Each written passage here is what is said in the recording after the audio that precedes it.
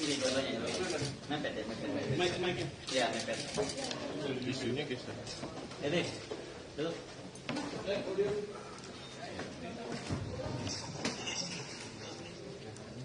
Gua tunggu dari lu, Gus. Sudah, Gus? Satu. Oke, lanjut. Oke, ya. Mulai ya. Bismillahirrahmanirrahim. Assalamualaikum warahmatullahi wabarakatuh. Salam sejahtera untuk kita semua, teman-teman media. Terima kasih sudah hadir walaupun undangannya mendadak ya. Tadi memang Bung Rocky merasa ingin perlu bertemu dengan teman-teman daripada banyak sekali pertanyaan masuk satu persatu daripada dijawab satu-satu. Lebih baik kita ketemu langsung di dia Bung Rocky ya. Betul. Kita ngomongin apa hari ini? Soal PT 0%. Oke. Jadi kita ngomongin hari ini soal PT 0% ya. Silakan Bung Rocky untuk menjelaskan soal PT 0% itu. Semuanya dimulai dari soal PT 0%. Mic. Mic-nya harus mepet. Kita selalu berupaya untuk mendudukkan masalah di dalam konteks yang paling purba, konteks yang paling awal, yaitu kegagalan negara untuk menghidupkan percakapan politik. Kegagalan yang disebabkan oleh berbagai macam ambisi yang seharusnya dikanalisasi melalui persaingan politik. Tapi karena persaingan politik ditutup oleh soal-soal persyaratan 0% segala macam itu, maka dia cari kanal. Jadi itu konteks besarnya tuh kira-kira tuh. Kenapa kemudian misalnya buruh menuntut Omnibus Law dibatalkan?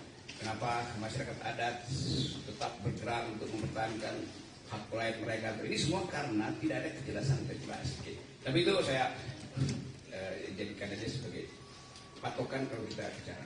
Yang lebih penting adalah saya mengantisipasi pertanyaan-pertanyaan wartawan yang lebih berat. Jadi itu intinya. Saya mulai dengan satu kesan pribadi saya. Selama kurang lebih 1 minggu ini, ketika kasus ini mulai beredar, saya ada di mungkin 9-10 kota di Lombok, Jawa Timur, Jawa Tengah, diundang oleh para mahasiswa itu dengan maksud saya memberi kuliah seperti biasa kuliah umum. Tetapi dari seluruh undangan seminggu ini, seluruhnya dipersekusi. Saya nggak boleh masuk kampus, saya nggak boleh ketemu akademisi itu. Jadi ada dugaan saya bahwa soal ini soal biasa aja kan. Mau dibicara hukum, oke. Tetapi jangan halangi saya bicara dengan para mahasiswa itu. Yang menggemparkan kemarin adalah di yang saya tahu di Jogja itu saya dihalangi untuk bertemu dengan kurang lebih 1.500-2.000 mahasiswa. Justru itu dihalangi oleh PDIP. Dan saya merasa buat apa menghalangi saya? Toh kalian partai, kalian punya kekuatan untuk mengubah undang-undang itu. Silahkan ubah undang-undang di DPR, buat intelektual atau akademisi atau kritis sosial nggak boleh bertemu mahasiswa itu. Jadi itu yang saya sayangkan. Padahal saya bertahun-tahun mengajar di sekolah Megawati itu tentang pikiran bangsa. Jadi kalau saya mau terangkan pikiran bangsa, kok dihalangi oleh partai? Gimana saya mengajar tentang pikiran bangsa? Tapi saya pahami itu. Jadi terlihat di publik sekarang ada perselisihan tentang kasus saya. Mereka yang mengerti pro saya mengatakan bahwa itu bukan hinaan, itu kritik. Kalau saya lanjutkan argumennya. Jadi saya berterima kasih kepada mereka yang menganggap bahwa saya justru membuka pembicaraan untuk menghidupkan diskursus tentang apa sebetulnya yang disebut kritik publik terhadap pejabat publik. Nah, saya berterima kasih pada mereka. Mereka mendukung saya banyak wawancara di media massa itu, dan bahkan sebagian memuji-puji saya bahwa saya memulai satu tradisi untuk memperlihatkan bahwa diskursus publik itu tidak boleh dihalangi oleh dendam pribadi. Memang itu dasarnya. Jadi sekali lagi itu poinnya. Tetapi saya mengerti bahwa kasus ini kemudian membuka perselisihan di publik antara yang pro dan kontra. Nah itu yang membuat kehebohan. Kehebohan itu bisa ditafsirkan sebagai keonaran secara hukum itu. Itu pentingnya kita pahami bahwa sesuatu yang disodorkan untuk dijadikan target keonaran itu bisa disponsor oleh siapapun. Kan itu maksudnya kan. Nah saya minta maaf terhadap keadaan hari ini yang menyebabkan perselisihan itu berlanjut tanpa arah itu. Lalu saya merasa, kok ini kenapa nggak bisa diselesaikan secara hukum? Jadi sekali lagi saya menyesalkan bahwa persoalan hukum yang dari awal saya katakan ini adalah kritik saya terhadap Presiden Jokowi yang saya ucapkan dengan sangat tajam, dan biasa saya lakukan itu di mana-mana.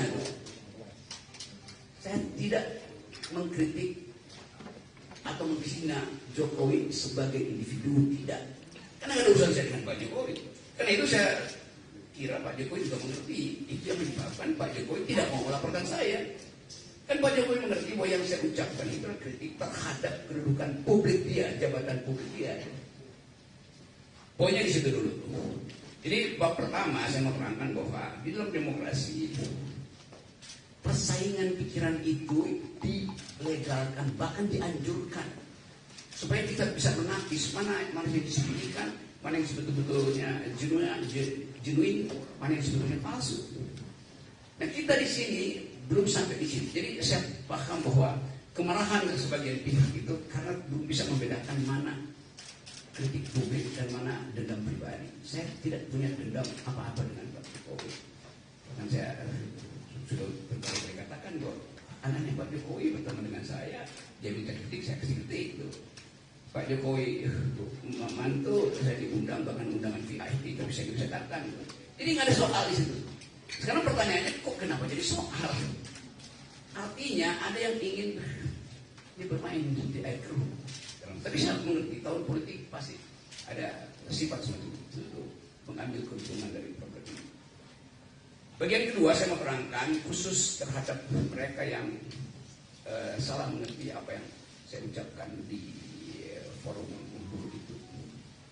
Saya hanya mengkritik dua hal pada waktu itu. Satu soal IKN, satu soal Omnibus Law. Tolong perhatikan ya. Saya terangkan bahwa saya pro gerakan buruh yang akan demo tanggal 10 karena sudah berbulan-bulan proposal buruh itu diabaikan pemerintah. Bahkan saya terangkan di situ bahwa Omnibus Law itu kemaksiatan politik karena menghina hak buruh untuk memperoleh sebetulnya juga pendapatan. Jadi Omnibus Law itu menyingkirkan hak kesejahteraan buruh. Kalau ada dalil enggak itu bagus. Loh kenapa kalau bagus itu buruh udah berbulan-bulan melakukan demonstrasi? Dan kita tahu bahwa undang-undang itu dibolak-balik, udah ditolak Mahkamah Konstitusi, diputar lagi dengan asumsi bahwa itu bisa diperpukan, lalu barang yang sama dijadikan undang-undang kan? Kan itu yang saya sebut sebagai apa permainan semacam itu, masa menipu itu, pemerintah menipu kebijakan. Jadi saya memang pro buruh. Kalau dianggap bahwa saya mengompori buruh untuk 10 Agustus, bukan. Buruh itu memang sudah berencana secara periodik untuk demonstrasi, bukan saya mengompori. Saya tahu bahwa buruh merencanakan itu dari awal. Dan dari 2 tahun lalu itu gerakan buruh kan terus-menerus tuh. Jadi apa yang salah? Lalu dianggap saya mendorong makar segala macam itu. Oke, itu kasus beli pertama, itu kasus yang menyebabkan terjadi keriuhan itu. Saya membela buruh di pidato itu. Seandainya saya nggak pidato di situ, mungkin nggak ada soal. Tetapi tentu kekuasaan menganggap bahwa gerakan buruh ini akan mengalami eskalasi itu. Karena itu, ya oke, mencari cara supaya diaborti. Ini kasus pertama. Kasus kedua adalah soal IKN. Tiba-tiba masyarakat Dayak menganggap saya menghina adat Dayak. Di mana hinaannya? Saya justru membela hak masyarakat adat untuk tidak dieksploitasi oleh investor Cina. Di mana mungkin? Mungkin dari 5-6 kali saya ke Kalimantan diundang oleh universitas, diundang oleh komunitas masyarakat adat untuk minta pendapat saya. Tetap pendapat saya, IKN ini berbahaya secara diplomasi, berbahaya secara geopolitik, dan bahkan berbahaya secara kebudayaan. Karena pasti kalau ada IKN di situ, masyarakat adat akan tersingkir. Dan itu artinya hilang jejak kultural kita di situ. Jadi dari awal saya membela masyarakat adat, Dayak, Banjar segala macam di situ. Jadi kalau ada satu teatrikal, ada binatang digorok di situ, saya menyesalkan.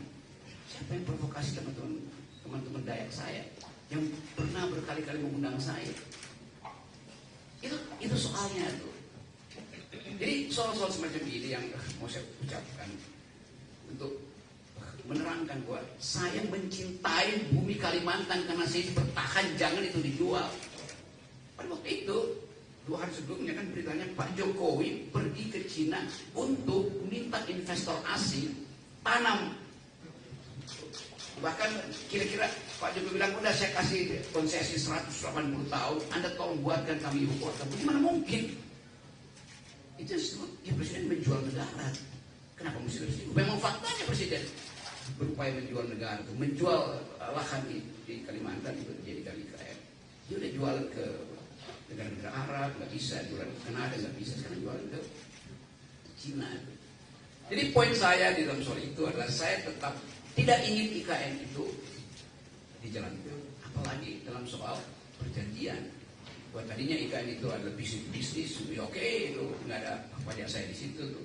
Lama-lama menggerogoti APBN. Pada saat yang sama, APBN itu mesti dipakai untuk membackup anak-anak Kalimantan.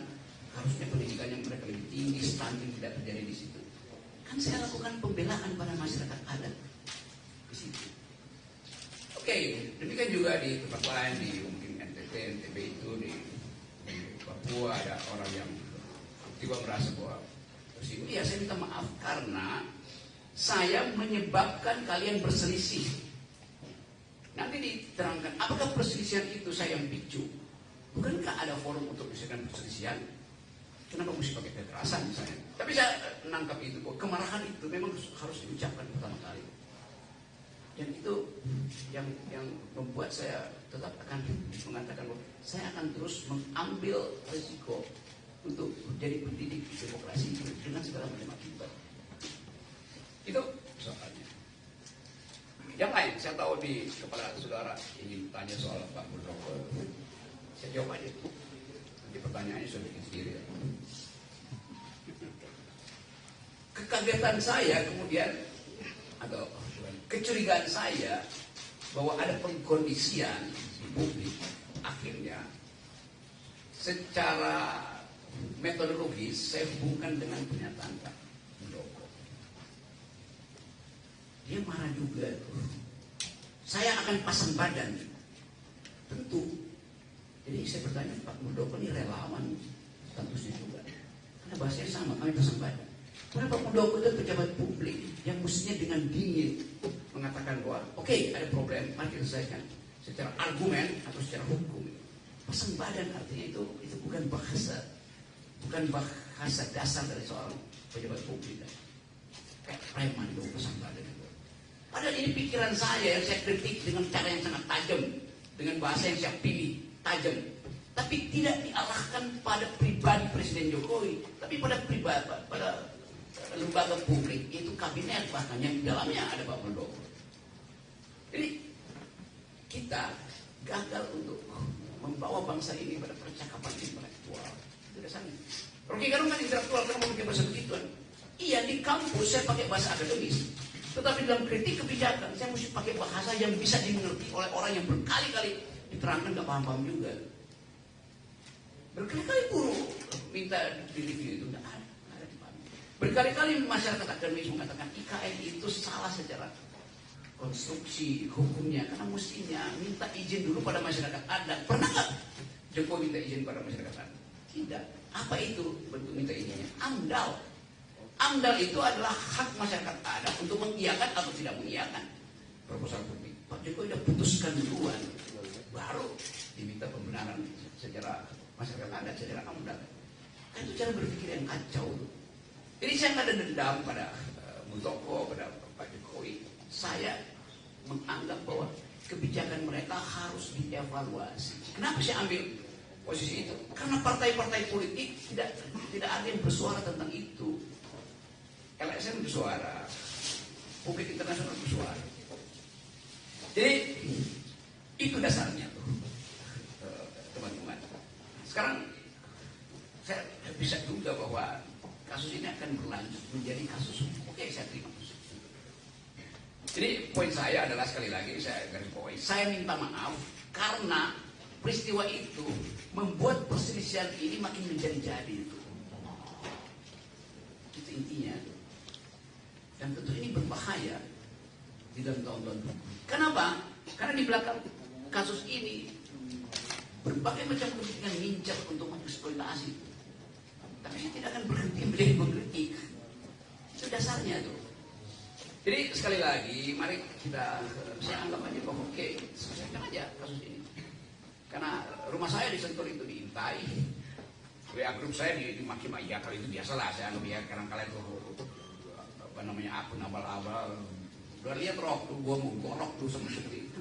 Mana coba prinsip itu? Padahal saya sendiri ya, saya nggak punya partai politik. Dituduh antek asing segala macam, asing dari mana?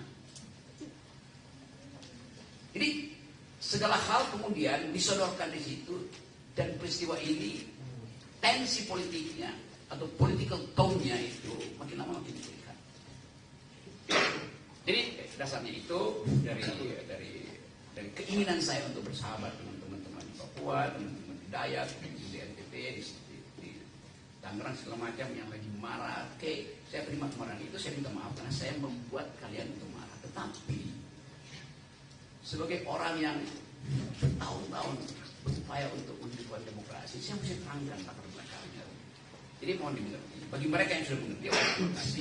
Bagi mereka yang mungkin satu waktu akan paham bahwa oh itu ya beda antara pejabat publik dan pribadi. Pertama juga begitu.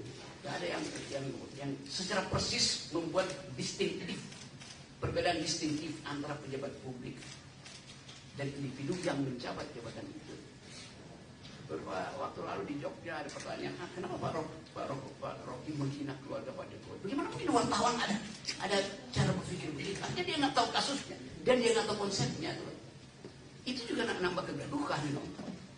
Jadi teman-teman itu penantangnya dan silakan kalau masih ada soal, tetapi silakan tanya hal yang fundamental. Saya akan jawab itu dengan cara saksama dan dalam tempo sesingkat. Oke, teman-teman, kalau ada yang mau mengajukan pertanyaan, persilakan pertanyaannya to the point ya. Silakan. Atau dianggap cukup? Oke, bagus. Oke, kalau Karena saya udah Oke. Baru datang ya. Oke, silakan. Enggak apa-apa. Jawab. Oke, dia. Silakan disebutkan namanya, Mbak ya. Halo, selamat sore. Nama saya Fuanda. Dari liputan yang lain. Oke, itu bukan urusan saya. Oh ya, oke. My bad. Saya Santi dari DN Times. Saya waktu itu mengikuti pemaparan Bang Rocky yang setiap hari dipaparkan 2 kali setiap hari. Di salah satu sesi Bang Rocky mengatakan bahwa yakin bahwa pelaporan, karena ini 2 pelaporannya yang di Barreskrim ditolak karena harus presiden sendiri yang membuat laporan. Tapi kemudian mereka beralih ke Polda Metro Jaya. Dan sepertinya di Polda Metro Jaya itu akan diproses. Dan Bang Rocky meyakini bahwa ini akan berujung ke pengadilan. Jika itu yang terjadi, apakah sudah menyiapkan langkah mitigasi seperti misalnya menyiapkan kuasa hukum atau langkah apa yang akan dilakukan? Karena ini kan jadi presiden kedua setelah kasus yang Fathia dan Haris Azhar. Terima kasih.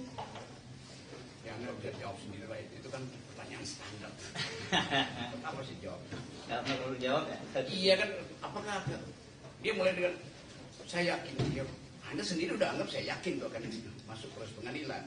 Berarti Anda berasumsi keyakinan itu mesti dibarengi dengan langkah hukum saya, kan sama itu. Jadi di dalam pertanyaanmu Anda sudah jawab sendiri itu. Coba kasih pertanyaan yang lebih rumit lah, jangan yang terlalu. Oke, silakan. Tapi jangan kemudian gara-gara ini nggak berani nanya. Ayo silakan. Silakan. Santi jangan langsung nyemberut. Ya. Oh, iya. Itu penting. Oke, silakan. Kan saya udah tahu headline-nya, Rocky Gerung menyiapkan. Ya apa itu? Oke, silakan. Ada. It goes without saying. Oke, pakai mic. Biar masuk rekaman audio. Jadi Bang, saya Rizky dari Kompas.com. Nggak usah pakai izin ya, langsung Anda mau diminta ya. Oke, siap. Bang, kan tadi kan sudah disampaikan juga sama rekan saya kalau Polda Metro Jaya akan memproses laporan tersebut. Apakah nanti Bang Rocky siap menghadapi proses hukum tersebut atau gimana, Bang? Jawab, Bang. Oke, Juga yang lain. Dia nggak dengar pertanyaan Santi. Yang lain. Tadi ada Yuk, teman, yuk bicara hal yang sama, yuk nanya juga. Gimana? Oke, yang lain. Dan di sini Sorry, ya, Bang. jangan Sorry. pakai izin ya. Ya, Wartawan sorry, itu ya. mestinya egaliter ya. Saya Sorry, sering Bang. perhatikan teman-teman kalau jumpa pers pakai izin, nggak usah izin. Hak Anda diberikan hak mewakili publik untuk menanyakan itu pada pejabat publik. Ya, sorry. Silakan. Sore Bang, saya Pak Iwan dari Korea ini. Ya. Bang, laporan Anda di Barreskrim kan ditolak. Tapi kemarin Andi Gani, Kalimat itu laporan Anda di Barreskrim. Siapa yang laporan Barreskrim? enggak, laporan terhadap Anda di Ya, Barreskrim karena itu itu ditolak. pakai bahasa yang benar. Ya, laporan terhadap Anda di Barreskrim itu ditolak oleh kepolisian, dan kemarin Andi Gani mengunjungi Barreskrim untuk mencari celah untuk menjerat Abang di pasal terkait IKN, penghinaan terhadap IKN. Menurut Abang, apa sih, kan Abang sendiri mengucapkan tadi mendukung penolakan undang-undang Omnibus Law ya. Sedangkan Andi Gani sendiri dari tokoh buruh juga, Bang. Benar, Bang, menurut Abang? Dia apa dalil Iya, Andi Gani? dia Apa yang saya bantu? Andi Gani itu mencoba menjerat Abang lewat. Ya oke, tunggu aja kalau cobaannya berhasil tuh. Persib saya jawab. Kan dia juga merasa dia masih mencoba apa coba? Coba kasih substansinya tuh. Dia mencoba. Bagaimana saya tanggapi seseorang yang lagi mencoba-coba itu? Iya. Masih Kalau mencari tidak- celah hukum di terhadap omongan Abang terhadap. Udah ada dia sebutin celah hukumnya. Belum sih, Bang. Ya, buat apa saya jawab dong? Ayo, ayo, silakan yang lain. Ini saya buka kesempatan nggak usah pakai izin, langsung aja tanya. Ya, Triwan, silakan. Sebutkan namanya biar kita kenal. Saya dari TV One mau bertanya terkait dengan tadi kan dari PDI sendiri ada melarang, apakah itu salah satu melarang Pak Bigel untuk apa dengan mahasiswa seperti itu, karena kan tadi Oh, yang di Jogja. yang di Jogja, betul. Nah, apakah itu merupakan salah satu upaya dari PDI untuk menyentil atau menyinggung terkait dengan sindiran kepada presiden, dan kemudian dari ini ada juga opsi gugatan hukum. Nah, ini bagaimana tanggapannya? Pakai deh, pakai. Kenapa juga nggak tanya pada PDIP? Gitu? Karena kan Menurut Rocky PDIP kan itu PDIP yang punya pengetahuan dia. Kenapa dia larang kan? Kan justru itu yang saya tanya. Kenapa PDIP melarang saya untuk berbicara? Saya bertanya itu supaya saudara tanyakan pada PDIP. Masa saya tanya ke saya kan? Coba dong itu ini. kemudian Sekjen PDIP Pak Hasto itu juga akan melakukan upaya dalam gugatan secara hukum itu bagaimana? Bang? Oh, Hasto jangan upayakan dong, jangan hukum dong. Kan dia berupaya pakai jalur itu. Coba betulin kalimatnya. Menurut abang bagaimana? Gimana saya jawab? Hal yang memang formil dia melakukan langkah hukum itu. Ya udah. Kan Anda mau saya menjawab di luar jawaban yang di sana. Saya hormati. Padahal cuma itu jawabannya. Anggap nggak? Yes. Sorry ya, saya supaya tajam. Kalau nggak nanti headline-nya menceng-menceng itu. Apa saya bilang? Ya persilahkan Hasto. Bertanya. Lalu Anda sebut Rocky Gerung mempersilahkan Hasto dalam langkah hukum. Itu apa beritanya? Itu kan nggak nilai. Memang begitu harusnya.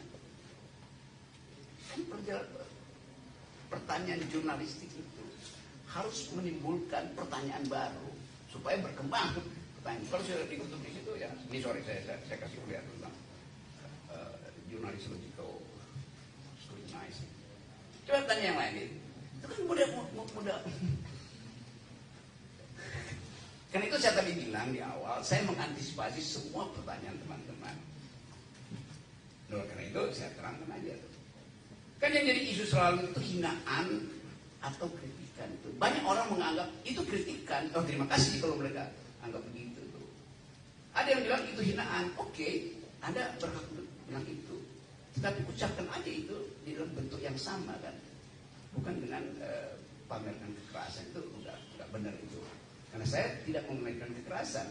Oh iya, kekerasan naratif, oke, kita buktikan nanti apakah saya lakukan kekerasan naratif kan. Tetapi tadi saya sudah minta maaf karena saya memang menyebabkan perselisihan itu berlangsung. Itu intinya tuh. Bukan saya minta maaf pada PDIP atau minta maaf pada relawan, itu soal lain itu. Bahwa saya menyebabkan dalam 1 minggu ini orang berselisih itu, ini hinaan atau kritikan kan dasarnya itu kan. Ada yang menganggap bahwa ucapan saya itu ucapan binatang itu. Oke, dia punya persepsi itu. Ada yang bilang ucapan saya itu seperti dapat Swiss chocolate, dapat coklat dari Swiss. Ya luar biasa aja. Nah supaya itu ditertibkan, biarkan proses hukum ini. Pak Hasto datang ke melakukan langkah hukum, oke. Kalau tidak ada langkah hukum buat apa demo kan begitu intinya. Tetapi ya silakan juga kalau dia merasa jangan pakai kekerasan. Dan tadi saya ucapkan apa poin Pak Muldoko, kalau Pak Muldoko ucapkan itu pasang badan, itu pengertian provokatif kah? Atau memang itu sekedar ulah humoris dari Pak Muldoko? Saya pakai kata ulah humoris ya. Jadi ada bahasa itu kok ulah tapi humoris. Ya kan ulah itu kan, tapi dengan bentuk humor mungkin ya saya pasang badan. Karena kata pasang badan pun itu kata yang udah biasa di kalangan gue pasang badan buat gue. Jadi soal semacam itu, nah bagian ini nanti kita bicara di dalam persidangan untuk pertarungan akademis. Kalau ini masuk ke ranah. Jadi saya ucapkan sekali lagi. Oke. Selamat sore, Ya. Bang Rofi. Saya Ahmad Riyad dari Tempo.co. Yes. Saya ingin bertanya, kalau misal tadi dari penjelasan Bung Rofi, artinya dari kasus ini memunculkan pro kontra di masyarakat. Ya. Ada yang mendukung, ada yang tidak. Nah, mungkin saya ingin tanyakan adalah dari Bung Rofi sendiri, antara perbedaannya antara kritik terhadap pejabat publik dengan penghinaan terhadap pejabat publik, itu menurut Bung Rofi seperti apa? Ini yang namanya kritik, ini yang namanya penghinaan. Ini lagi di Tempo lagi. Kritik itu artinya saya terangkan kontradiksi di dalam kebijakan itu. Menghina artinya pada orang. Bagaimana bisa menghina pejabat publik? Kan tadi saya terangkan, martabat itu melekat pada manusia ansih, namanya human dignity itu. Ada punya martabat. Pejabat publik nggak boleh kita berikan martabat individu itu pada pejabat publik. Kenapa? Pejabat publik itu diangkat berdasarkan kesepakatan sosial. Itu sama dengan hal yang berlangsung hari ini. Pak Jokowi adalah bapak kita itu, karena itu dia nggak boleh dihujat, dikritik, apalagi dihina. Itu menyamakan kedudukan publik, tubuh publik presiden dengan tubuh privatnya. Itu adalah sistem kerajaan. Itu yang saya maksud, kita mesti bisa bedakan dong soal sini. Bapakmu dan bapak kita, dia bikin kesalahan, tetap kita maafkan. Seumur hidup dia tidak bisa diganti sebagai bapak. Presiden itu dipilih hanya 5 tahun. Itu dasarnya. Jadi sekali lagi, martabat itu melekat pada manusia, bukan pada jabatan. Itu fundamental di dalam organisasi pikiran yang sehat tentang demokrasi. Bisa nggak, Mak? Atau saya terangkan dulu hal yang lebih filosofis. Dulu raja itu disebut the king can do no wrong. Gak mungkin salah raja itu. Tubuh publiknya menyatu dengan tubuh privatnya. Karena itu ada nama si raja itu. Tapi sekarang kan kita pilih republik, itu bukan sistem kerajaan. Sehingga tubuh publikanya beda dengan tubuh privatnya. Jadi saya dapat kesan bahwa memang kita belum utuh mengerti soal-soal itu karena kita masih panjang berdemokrasi. Suatu waktu mungkin bisa diterima. Itu juga terjadi pada cara wartawan memberitakan. Usia dari awal dia scrutinize saja kan. Oh ini ada tubuh publik, ini ada tubuh privat. Hinaan hanya boleh tiba di tubuh privat, bukan di tubuh publik. Di tubuh publik apapun yang ucapkan namanya kritik. Bisa bedain nggak tuh? Sekasar-kasarnya Anda itu bukan pada orang, itu pada jabatan itu, pada kedudukan publiknya.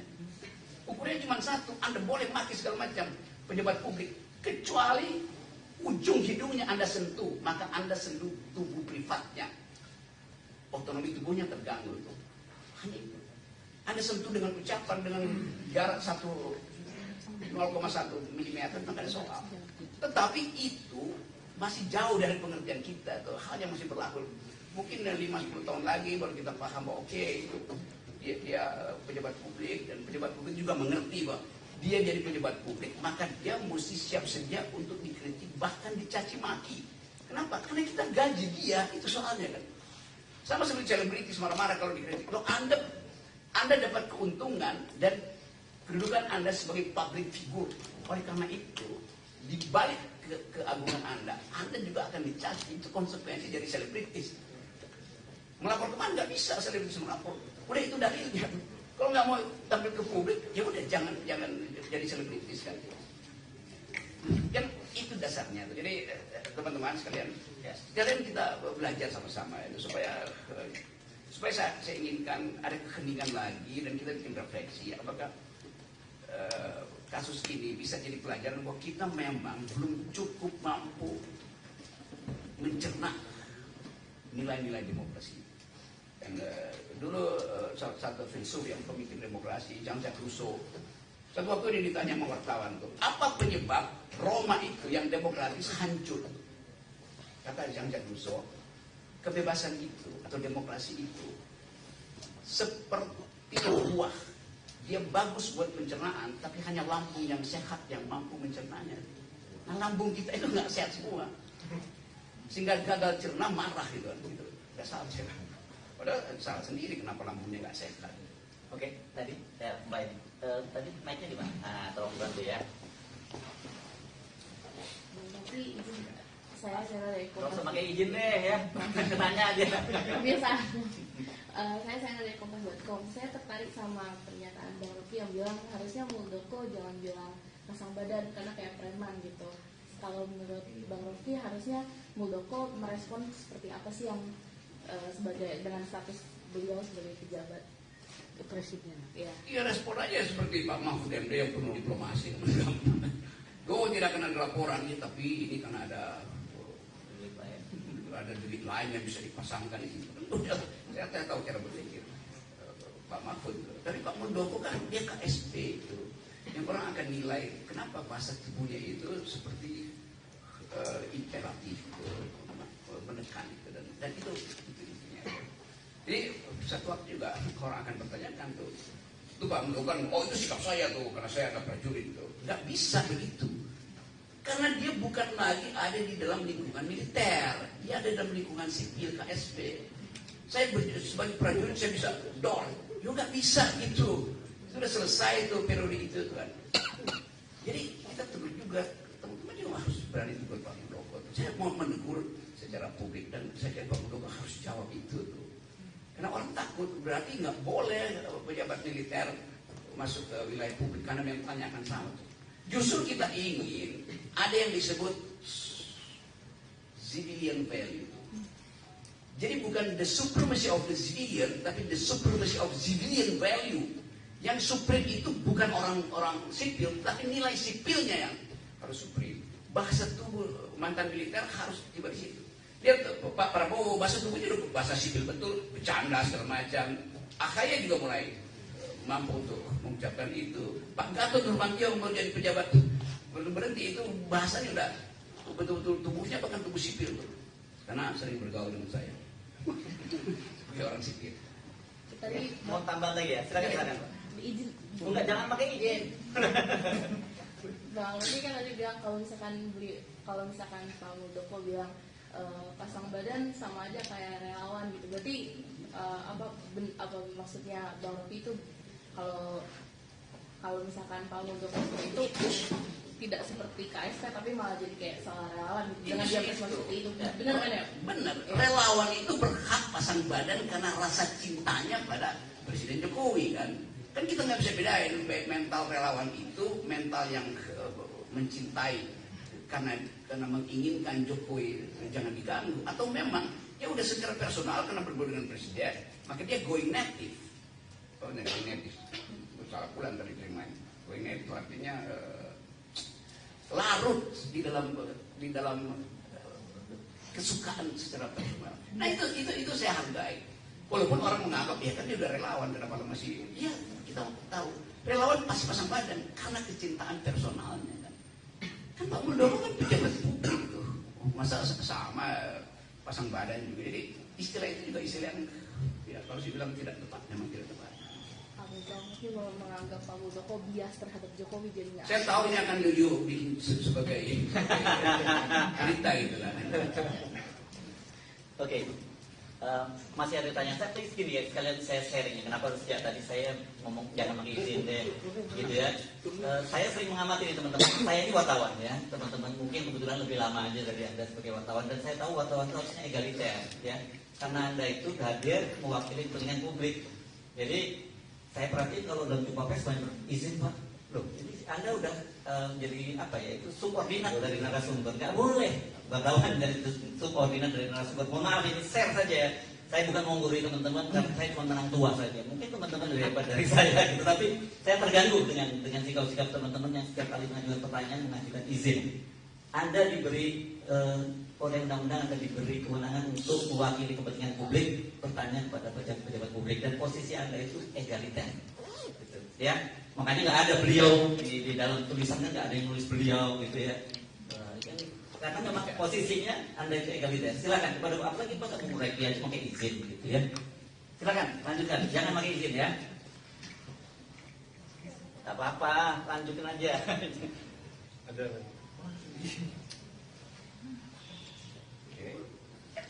Silakan Mbak. Saya Vika dari Kompas.com. Banyak kompas nih hari ini. Ya. Oke Pak, ini kan Bapak juga dilaporkan ya Pak. Lalu langkah apa yang akan dilakukan selanjutnya?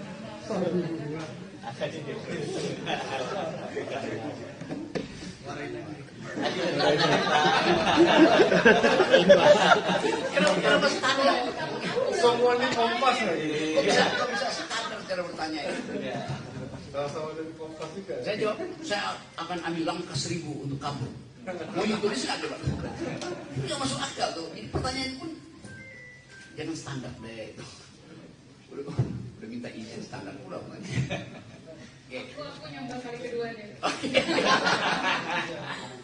Ayo. Jangan galak-galak kalau Bang Luki. Saya nggak galak, saya tegur. Temen kan pada jadi gitar gara-gara Bang Rocky. Mohon maaf ya Bang Rocky ya. Bang Rocky salah narasum yang agak menyebalkan sih ini ya. Saya jujur aja nih. Pertanyaan kalian juga menyebalkan. Tidak cerdas. Ayo. Ini Bang Rocky, ini saya melihatnya kalau Bang Rocky serius di proses oleh Polda Metro Jaya dan terakhir di pengadilan, ini menciptakan ketakutan bagi publik untuk juga menyampaikan kritik gitu terhadap pemerintahan yang saat ini. Kita kutip aja dong ya pernyataannya ya. Apakah kalau menurut Bang Rocky, kekhawatiran publik itu jadi kenyataan seandainya ini berlangsung sampai ke pengadilan nanti gitu? Karena kan kami juga pekerjaannya juga termasuk salah satunya sebagai watchdog yang dibilang oleh Bang Hetsu bolak-balik di sesi bersama Bang Rocky. Harus itu. Ya itu yang begini nih, kan kita bisa antisipasi undang-undang apa yang mau dipakai tentang kegaduhan itu. Ini aku tambahkan lagi ya Bang. Ya. Kemarin saya doorstop di depan Pak Mahfud. Pak Mahfud bilang kalau seandainya betul yang di Barreskrim ditolak karena harus ada pengaduan langsung dari Pak Presiden. Tapi kata Pak Mahfud, kalau ini terus-menerus menjadi polemik publik, tidak tertutup kemungkinan bisa diproses. Gitu. Artinya kan ada celah untuk memproses hukum itu. Saya tidak menanyakan detail mengenakan pasal apa. Sekarang ada tanya nggak? Kegaduhan yang dimaksud Undang-Undang 46 itu setara nggak dengan polemik publik? Tanya dong pada Mahfud. Apa itu yang disebut social origins, asal usul dari pasal 1415 Undang 46? Tanya pada dia. Kalau tidak menimbulkan polemik itu dasarnya adalah perselisihan. Yang dimaksud oleh undang-undang itu kegaduhan itu keinginan pemerintah Belanda untuk mengendalikan polemik publik. Kan itu intinya tuh. Jadi anakronis keterangan Pak Mahfud. Bilang Pak Mahfud kok anakronis ya? Itu pentingnya wartawan scrutinizing apa yang dia ucapkan itu. Masa polemik dia mau kegaduhan? Anda setiap hari Anda bikin headline polemis kok isinya tuh. Jadi itu tuh. Jadi lihat original intent dari pasal tentang penghinaan itu, tentang kegaduhan itu, atau apa istilahnya itu, selain kegaduhan itu sudah keonaran itu pada undang-undang tahun 46 itu. Intensinya apa pada waktu itu? Nanti ada polemik tentang disertasi seseorang itu menimbulkan kehebohan publik, masuk kena undang-undang 46 itu. Bisa. Gitu ya. Masih fair kan? Tambahkan jawaban saya. Nah, Santi. Ayo silakan yang lain. Oke, kalau jangan cukup. Ya silakan. Taruh izin dari Masih izin juga nih. Aduh, susah amat ya. Maaf Pak, tapi kalau menurut saya Bapak tidak berhak untuk mengatur kesopanan kami dan bertanya. Kalau soal egaliter menurut saya kebebasan bertanya itu sudah cukup untuk wartawan. Tapi kalau untuk manner menurut saya Bapak tidak perlu mengatur. Silakan. Anda kalau mau izin ya Pak? Tidak, saya tidak izin. Iya. Stop. Anda nggak izin kan? Oke. Ya, taruh. Oke kan? Hanya karena persoalan izin saya tidak diizinkan bertanya. Dia minta izin, saya tidak diizinkan. Oke. Itu menurut saya malah lebih tidak egaliter, Pak. Oh, artinya Anda tidak perlu izin kalau itu. Bilang aja saya mau bicara. Silakan. Kenapa minta izin? Teman-teman yang izin tadi tetap diizinkan bertanya, Pak. Tidak, saya tidak izinkan. Saya koreksi dulu. Silakan. Anda kalau mau bertanya nggak usah izin. Enggak, terima kasih, Pak. Oke, makasih. Ya. Silakan. Baik, teman-teman ya. Oke, jadi saya ucapkan terima kasih teman-teman datang. Ini klarifikasi sebetulnya, dan mungkin nanti ada konsultasi berikut tuh. Kalau ternyata hal huru-hara ini atau kegaduhan itu berlanjut, pasti kita mesti pastikan ada sponsor di belakangnya tuh kan. Kan itu udah jadi pola itu. Tapi saya tidak mendahului proses hukum, dan saya tahu mungkin dalam 1-2 hari ini akan diproses secara lebih. Tapi saya terangkan dulu bahwa saya ingin hentikan kegaduhan ini. Saya minta maaf karena ucapan saya itu menimbulkan kegelisahan, menimbulkan tadi polemik itu. Dan polemik itu yang justru menghidupkan gairah saya bahwa negeri ini belum mampu untuk mencerna prinsip-prinsip demokrasi itu. Jadi saya akan terus menjadi pengkritik itu. Saya kira itu. Ya, terima kasih. Oke, baik teman-teman, terima kasih atas kehadirannya.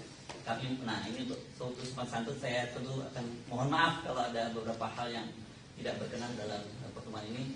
Mudah-mudahan kita ketemu lagi dalam waktu yang tidak lama lagi gitu ya, Bung Rocky ya. Assalamualaikum warahmatullahi wabarakatuh. Ini dua-duanya. Mepet ya, mepet. Ya, mepet. Isunya geser. Jadi, dulu.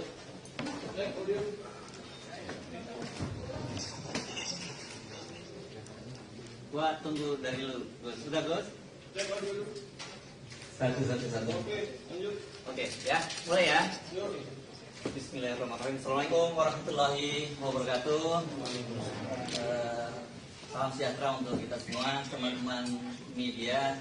Terima kasih sudah hadir walaupun undangannya mendadak ya. Tadi memang Bung Rocky merasa ingin perlu bertemu dengan teman-teman daripada banyak sekali pertanyaan masuk satu persatu, daripada dijawab satu-satu, lebih baik kita ketemu langsung di dia, Bung Rocky ya. Betul. Kita ngomongin apa hari ini?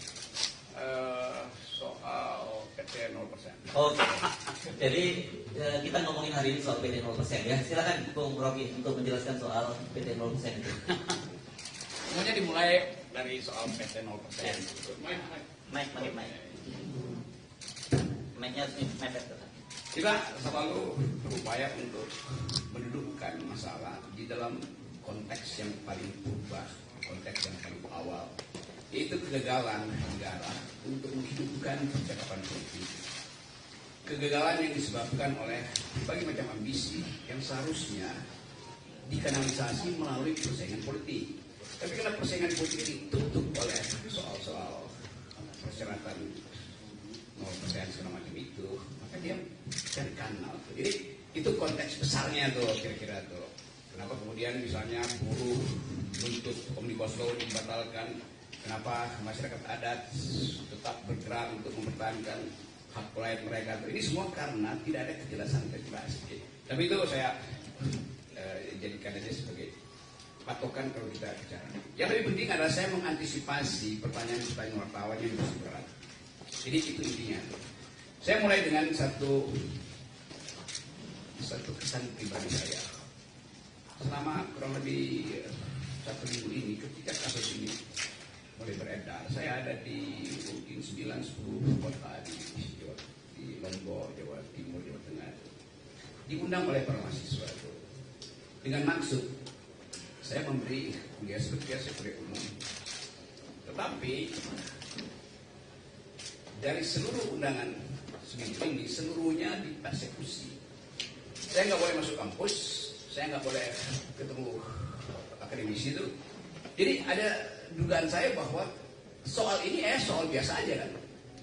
Mau dibiar hukum, oke. Tetapi jangan halangi saya bicara dengan para mahasiswa itu. Yang menggemparkan kemarin adalah di yang saya tahu di Jogja itu adalah saya dihalangi untuk ketemu dengan kurang lebih 1.500-2.000 mahasiswa. Justru itu dihalangi oleh PDIP. Dan saya merasa buat apa menghalangi saya? Toh kalian partai, kalian punya kekuatan untuk mengubah undang-undang itu. Silahkan ubah undang-undang di DPR, ubah intelektual atau akademisi atau kritis sosial nggak boleh bertemu mahasiswa itu. Jadi itu yang saya sayangkan. Padahal saya bertahun-tahun mengajar di sekolah Megawati itu tentang pikiran bangsa. Jadi kalau saya mau terangkan pikiran bangsa, kok dihalangi oleh partai? Gimana saya mengajar tentang pikiran bangsa? Tapi saya pahami itu. Jadi terlihat di publik sekarang ada perselisihan tentang kasus saya. Mereka yang mengerti pro saya mengatakan bahwa itu bukan hinaan, itu kritik. Kalau saya lanjutkan argumennya. Jadi saya berterima kasih kepada mereka yang menganggap bahwa saya justru membuka pembicaraan untuk menghidupkan diskursus tentang apa sebetulnya yang disebut kritik publik terhadap pejabat publik. Nah, saya berterima kasih kepada mereka.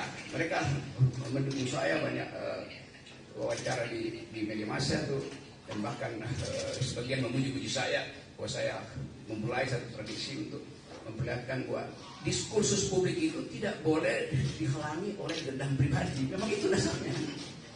Jadi sekali lagi itu poinnya. Tetapi saya mengerti bahwa kasus ini kemudian membuka perselisihan di publik antara yang pro dan kontra.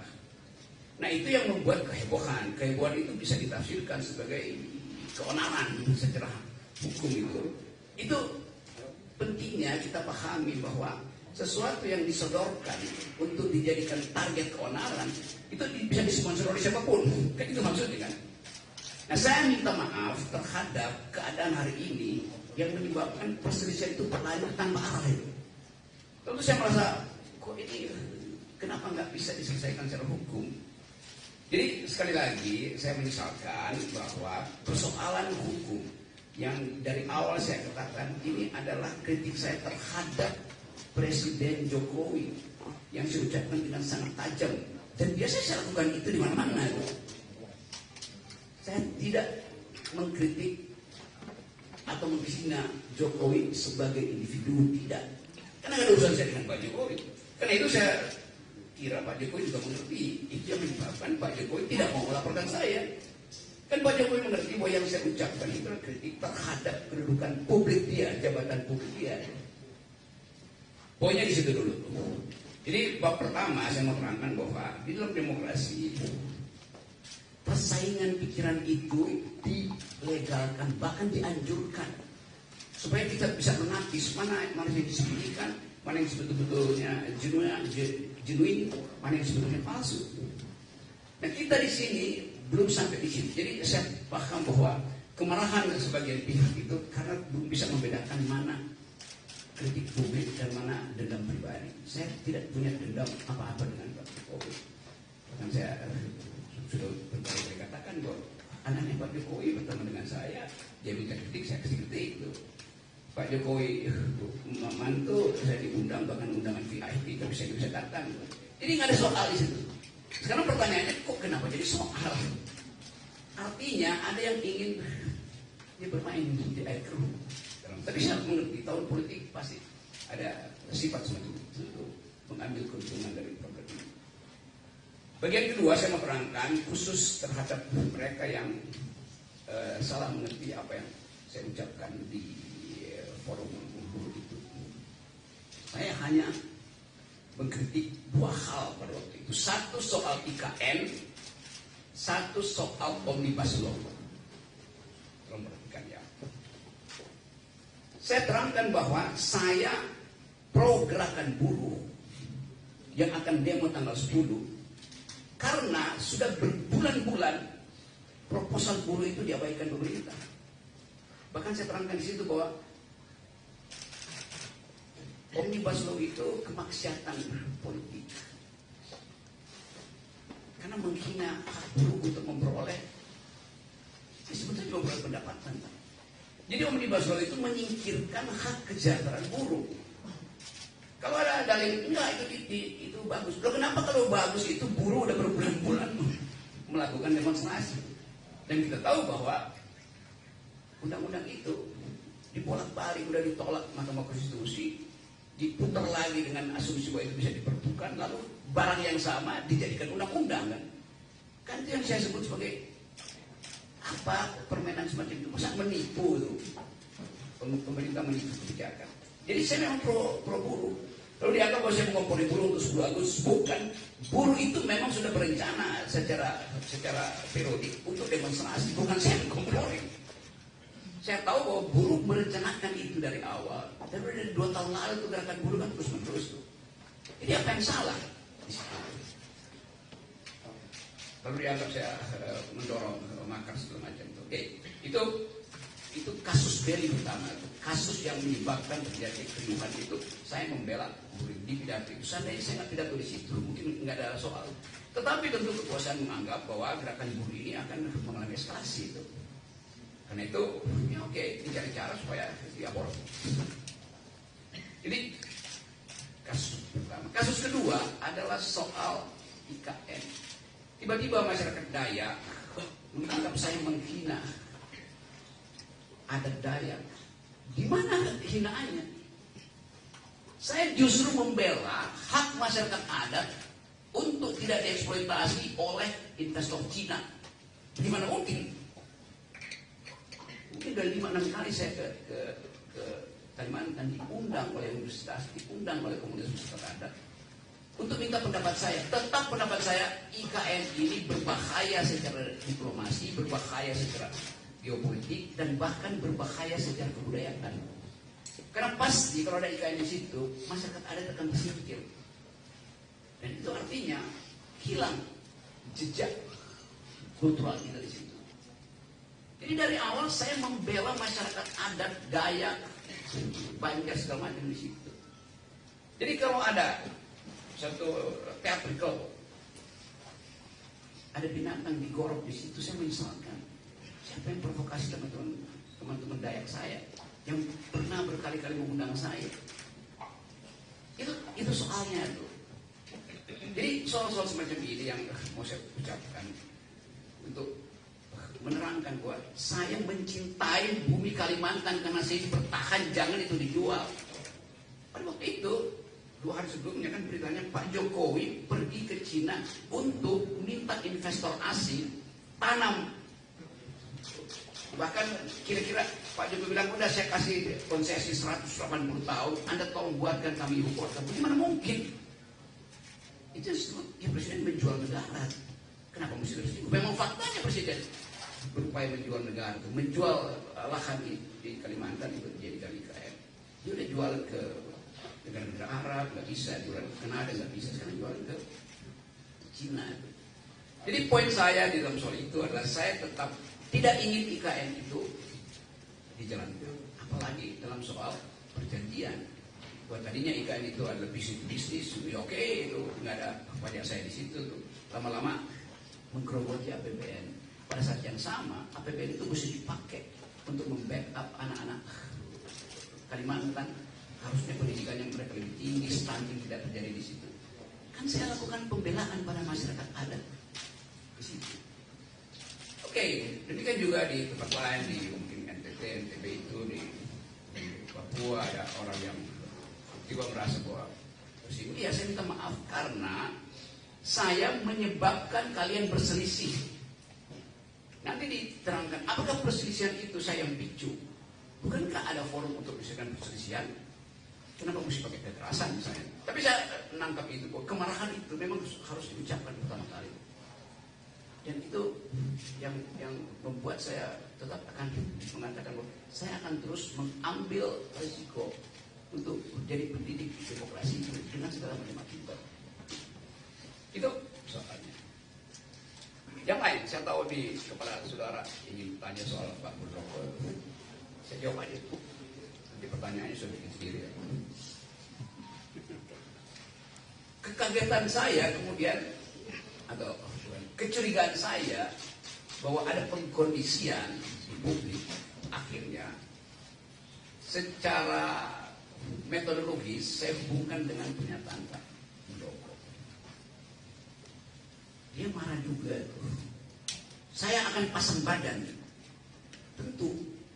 Jadi saya bertanya, Pak Muldoko ini relawan statusnya juga. Karena bahasanya sama, kami pasang badan.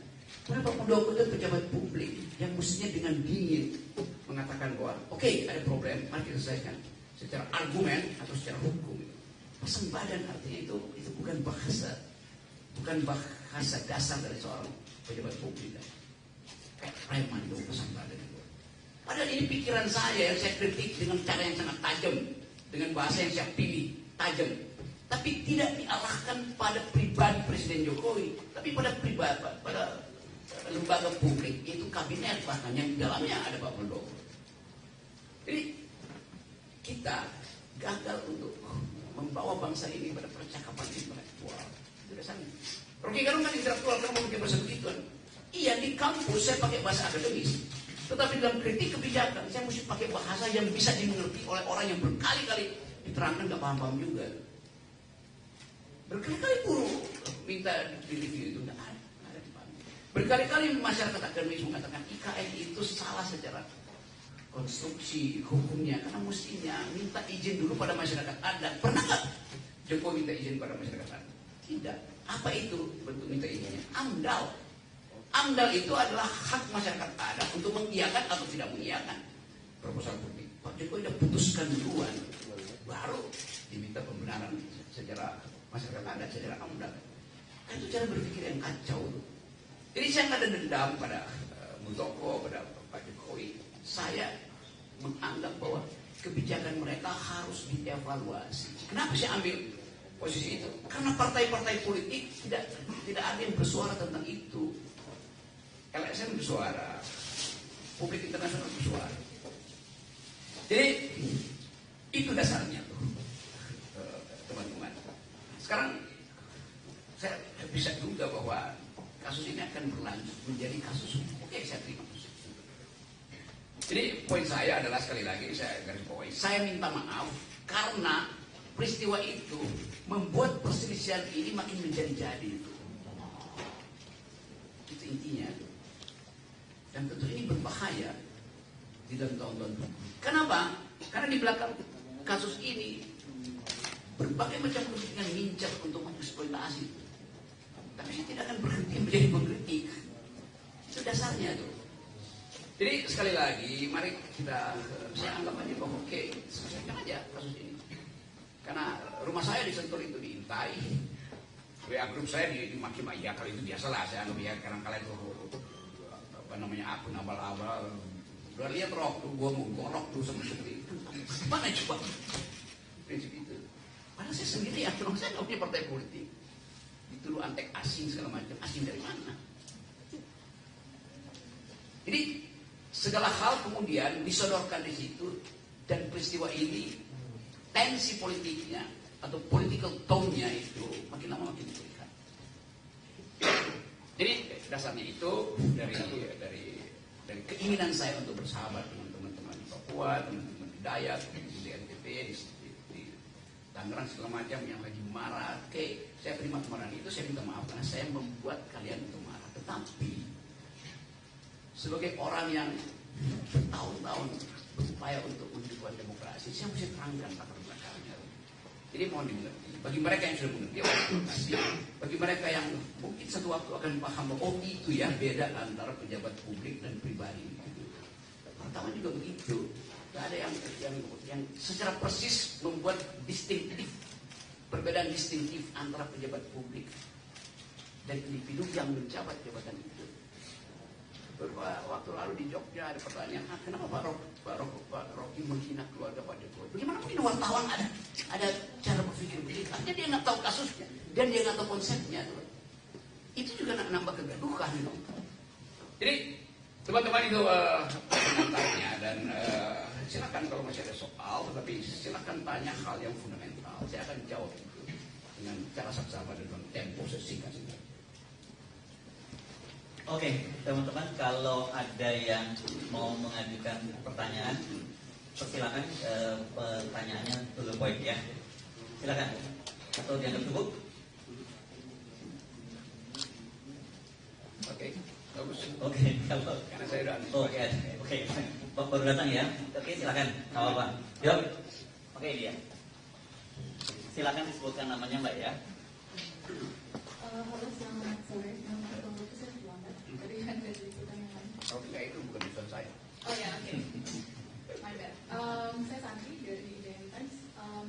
Saya waktu itu mengikuti pemaparan Bang Rocky yang setiap kali dipaparkan 2 kali setiap hari. Di salah satu sesi Bang Rocky mengatakan bahwa yakin bahwa pelaporan, kan ini 2 pelaporannya yang di Barreskrim ditolak karena harus presiden sendiri yang membuat laporan. Tapi kemudian mereka beralih ke Polda Metro Jaya. Dan sepertinya di Polda Metro Jaya itu akan diproses. Dan Bang Rocky sepertinya meyakini bahwa ini akan berujung ke pengadilan. Jika itu yang terjadi, apakah sudah menyiapkan langkah mitigasi seperti misalnya menyiapkan kuasa hukum atau langkah apa yang akan dilakukan? Karena ini kan menjadi presiden kedua setelah kasus yang Fathia dan Haris Azhar. Terima kasih. Yang Anda bisa jawab sendiri lah, itu kan pertanyaan standar. Apa sih jawab? Nggak perlu jawab ya. Iya kan, apakah dia mulai dengan saya yakin dia, Anda sendiri udah anggap saya yakin tuh akan masuk proses pengadilan. Berarti Anda berasumsi keyakinan itu mesti dibarengi dengan langkah hukum saya, kan sama itu. Jadi di dalam pertanyaan itu Anda sudah jawab sendiri itu. Coba kasih pertanyaan yang lebih rumit lah, jangan yang keras. Oke, silakan. Tapi jangan kemudian gara-gara ini nggak berani nanya. Ayo silakan. Silakan. Santi jangan langsung cemberut, ya. Wah, iya. Itu penting. Oke, silakan. Kan saya udah tahu headline-nya, Rocky Gerung menyiapkan. Ya apa itu? Oke, silakan. Ada. It goes without saying. Oke, pakai mic. Biar masuk rekaman audio. Saya Rizky dari Kompas.com. Nggak usah pakai izin ya, langsung Anda mau diminta ya. Oke, siap. Bang, kan tadi kan sudah disampaikan juga sama rekan saya, kalau Polda Metro Jaya akan memproses laporan tersebut. Apakah nanti Bang Rocky siap menghadapi proses hukum tersebut atau gimana, Bang? Jawab. Oke, yang lain. Dia nggak dengar pertanyaan Santi. Yang lain. Tadi ada Teman you bicara hal yang sama, you nanya juga. Oke, yang lain. Dan di sini Sorry, ya, Pak. jangan Sorry. pakai izin ya. Ya, Wartawan sorry, itu ya. mestinya egaliter ya. Saya Sorry, Pak. perhatikan teman-teman kalau jumpa pers pakai izin, nggak usah izin. Hak Anda diberikan hak mewakili publik untuk menanyakan itu pada pejabat publik. Ya, sorry. Silakan. Sore Bang, saya Pak Iwan dari Proya ini. Bang, laporan Anda Anda di Barreskrim kan ditolak. Tapi kemarin Andi Gani, Kalimat itu laporan Anda di Barreskrim. Siapa yang laporan di Barreskrim? enggak, laporan terhadap Anda di Ya, Barreskrim karena itu itu ditolak. pakai bahasa yang benar. Ya, laporan terhadap Anda di Barreskrim itu ditolak oleh kepolisian, dan kemarin Andi Gani mengunjungi Barreskrim untuk mencari celah untuk menjerat Abang di pasal terkait IKN, penghinaan terhadap IKN. Menurut Abang, apa sih, kan Abang sendiri mengucapkan tadi mendukung penolakan undang-undang Omnibus Law ya.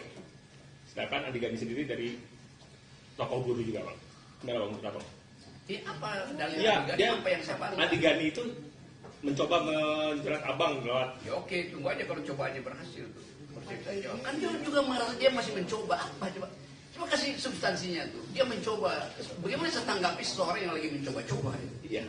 Masih mencari celah hukum di terhadap omongan Abang terhadap. Udah ada dia sebutin celah hukumnya. Belum sih. Ya, benar bisa jawab dong. Ayo, silakan yang lain. Ini saya buka kesempatan nggak usah pakai izin, langsung aja tanya. Ya, TV1, silakan. Sebutkan namanya biar kita kenal. Saya dari TV1 mau bertanya terkait dengan tadi kan dari PDI sendiri ada melarang, apakah itu salah satu melarang Pak Gubernur untuk apa dengan mahasiswa seperti itu, karena kan tadi yang di Jogja. Yang di Jogja, betul. Nah, apakah itu merupakan salah satu upaya dari PDI untuk menyentil atau menyinggung terkait dengan sindiran kepada presiden, dan kemudian dan ini ada juga opsi gugatan hukum. Nah, ini bagaimana tanggapannya? Pakai. Kenapa nggak tanya pada PDIP? Karena kan menurut Rocky PDIP kan itu PDIP yang punya pengetahuan ya. Kenapa dia larang kan? Kan justru itu yang saya tanya. Kenapa PDIP melarang saya untuk memberi ceramah? Saya bertanya itu supaya saudara tanyakan pada PDIP. Masa saya tanya saya kan? Coba dong itu ini. Kemudian Sekjen PDIP Pak Hasto itu juga akan melakukan upaya dalam gugatan secara hukum itu bagaimana? Bang? Hasto jangan upaya dong, jangan hukum dong. Kan dia berupaya pakai jalur itu. Coba betulin kalimatnya. Menurut abang bagaimana? Gimana saya jawab? Hal yang memang formil dia melakukan langkah hukum itu. Ya udah. Kan Anda mau saya menjawab di luar jawaban yang sana. Saya hormati. Padahal cuma itu jawabannya. Anggap nggak? Yes. Sorry ya, saya supaya tajam. Kalau nggak nanti headline-nya menceng-menceng. Atau saya bilang, ya persilahkan Hasto. Bertanya, lalu Anda sebut Rocky Gerung mempersilahkan Hasto laporan kamu. Itu apa beritanya? Itu kan dan nilai. Memang begitu harusnya. Kan pertanyaan jurnalistik itu harus menimbulkan pertanyaan baru supaya berkembang pertanyaan. Kalau sudah ditutup di situ ya, ini sorry saya kasih lihat tentang jurnalis logikal scrutinizing. Coba tanya yang lain itu kan mudah. Karena itu saya tadi bilang di awal, saya mengantisipasi semua pertanyaan teman-teman. Nah, karena itu saya terangkan aja. Kan yang jadi isu selalu itu hinaan atau kritikan itu. Banyak orang menganggap itu kritikan. Oh, terima kasih kalau mereka anggap begitu. Ada yang bilang itu hinaan. Oke, Anda berhak bilang itu. Tetapi ucapkan aja itu di dalam bentuk yang sama kan. Bukan dengan pamerkan kekerasan, itu udah benar itu. Karena saya tidak memainkan kekerasan. Oh iya, kekerasan naratif. Oke, kita buktikan nanti. Apakah saya lakukan kekerasan naratif kan? Tetapi tadi saya sudah minta maaf karena saya memang menyebabkan perselisihan itu berlangsung. Itu intinya itu. Bukan saya minta maaf pada PDIP atau minta maaf pada relawan, itu soal lain itu. Bahwa saya menyebabkan dalam 1 minggu ini orang berselisih itu. Ini hinaan atau kritikan kan dasarnya itu kan. Ada yang menganggap bahwa ucapan saya itu ucapan binatang itu. Oke, dia punya persepsi itu. Ada yang bilang ucapan saya itu seperti dapat Swiss chocolate. Dapat coklat dari Swiss. Ya luar biasa aja. Nah supaya itu ditertibkan, biarkan proses hukum ini Pak Hasto datang ke melakukan langkah hukum. Oke. Kalau ada langkah hukum buat apa demo kan itu intinya. Tetapi ya silakan juga kalau dia merasa tidak pakai kekerasan. Dan tadi saya ucapkan apa poin Pak Muldoko, kalau Pak Muldoko ucapkan itu pasang badan, itu pengertian provokatifkah atau memang itu sekedar ulah humoris dari Pak Muldoko? Saya pakai kata ulah humoris ya. Jadi ada bahasa itu kok ulah tapi humoris. Ya kan ulah itu kan, tapi dengan bentuk humor mungkin ya saya pasang badan. Karena kata pasang badan pun itu kata yang udah biasa di kalangan gue pasang badan buat gue. Jadi soal semacam itu, nah bagian ini nanti kita bicara di dalam persidangan untuk pertarungan akademis. Kalau ini masuk ke ranah. Jadi saya ucapkan sekali lagi. Oke. Selamat sore, Ya. Bang Rofi. Saya Ahmad Riyad dari Tempo.co. Yes. Saya ingin bertanya, kalau misal tadi dari penjelasan Rofi, artinya dari kasus ini memunculkan pro kontra di masyarakat. Ya. Ada yang mendukung, ada yang tidak.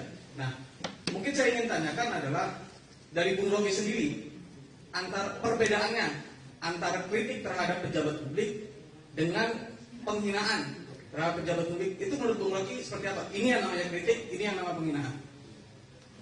Ini lagi tempo lagi. Kritik itu artinya saya terangkan kontradiksi di dalam kebijakan itu. Menghina artinya pada orang. Bagaimana bisa menghina pejabat publik? Kan tadi saya terangkan, martabat itu melekat pada manusia ansih, namanya human dignity itu. Ada punya martabat. Pejabat publik nggak boleh kita berikan martabat individu itu pada pejabat publik. Kenapa? Pejabat publik itu diangkat berdasarkan kesepakatan sosial. Itu sama dengan hal yang berlangsung hari ini. Pak Jokowi adalah bapak kita itu, karena itu dia nggak boleh dihujat, dikritik, apalagi dihina. Itu menyamakan kedudukan publik, tubuh publik presiden dengan tubuh privatnya. Itu adalah sistem kerajaan. Itu yang saya maksud, orang mesti bisa bedakan dong soal sini. Bapakmu dan bapak kita, dia bikin kesalahan, tetap kita maafkan. Seumur hidup dia tidak bisa diganti sebagai bapak. Presiden itu dipilih hanya 5 tahun. Itu dasarnya. Jadi sekali lagi, martabat itu melekat pada manusia, bukan pada jabatan. Itu fundamental di dalam organisasi pikiran yang sehat tentang demokrasi. Bisa nggak, Mak? Atau saya terangkan dulu hal yang lebih filosofis. Dulu raja itu disebut the king can do no wrong. Gak mungkin salah raja itu. Tubuh publiknya menyatu dengan tubuh privatnya. Karena itu ada nama si raja itu. Tapi sekarang kan kita pilih republik, itu bukan sistem kerajaan. Sehingga tubuh publikanya beda dengan tubuh privatnya.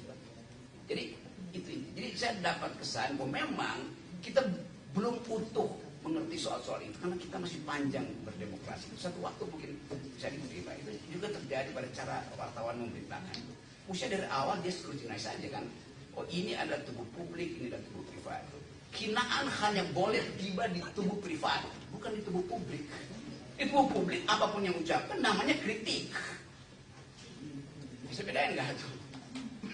Sekasar-kasarnya Anda itu bukan pada orang, itu pada jabatan itu, pada kedudukan publiknya.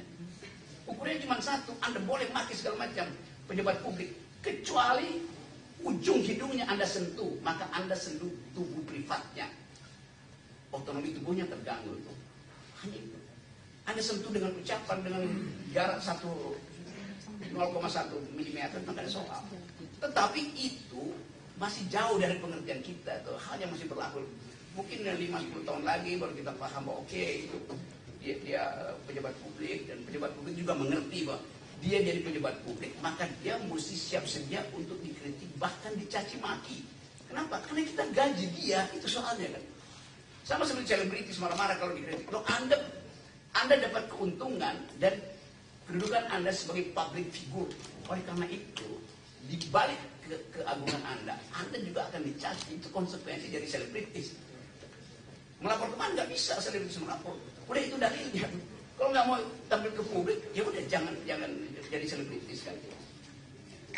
Kan itu dasarnya. Jadi teman-teman sekalian, sekalian kita belajar sama-sama itu supaya saya inginkan ada keheningan lagi dan kita bikin refleksi. Apakah kasus ini bisa jadi pelajaran bahwa kita memang belum cukup mampu mencerna nilai-nilai demokrasi. Dan dulu satu filsuf yang pemikir demokrasi, Jean-Jacques Rousseau, satu waktu ini ditanya sama wartawan tuh, apa penyebab Roma itu yang demokratis hancur? Kata Jean-Jacques Rousseau, kebebasan itu atau demokrasi itu seperti buah. Dia bagus buat pencernaan, tapi hanya lambung yang sehat yang mampu mencernanya.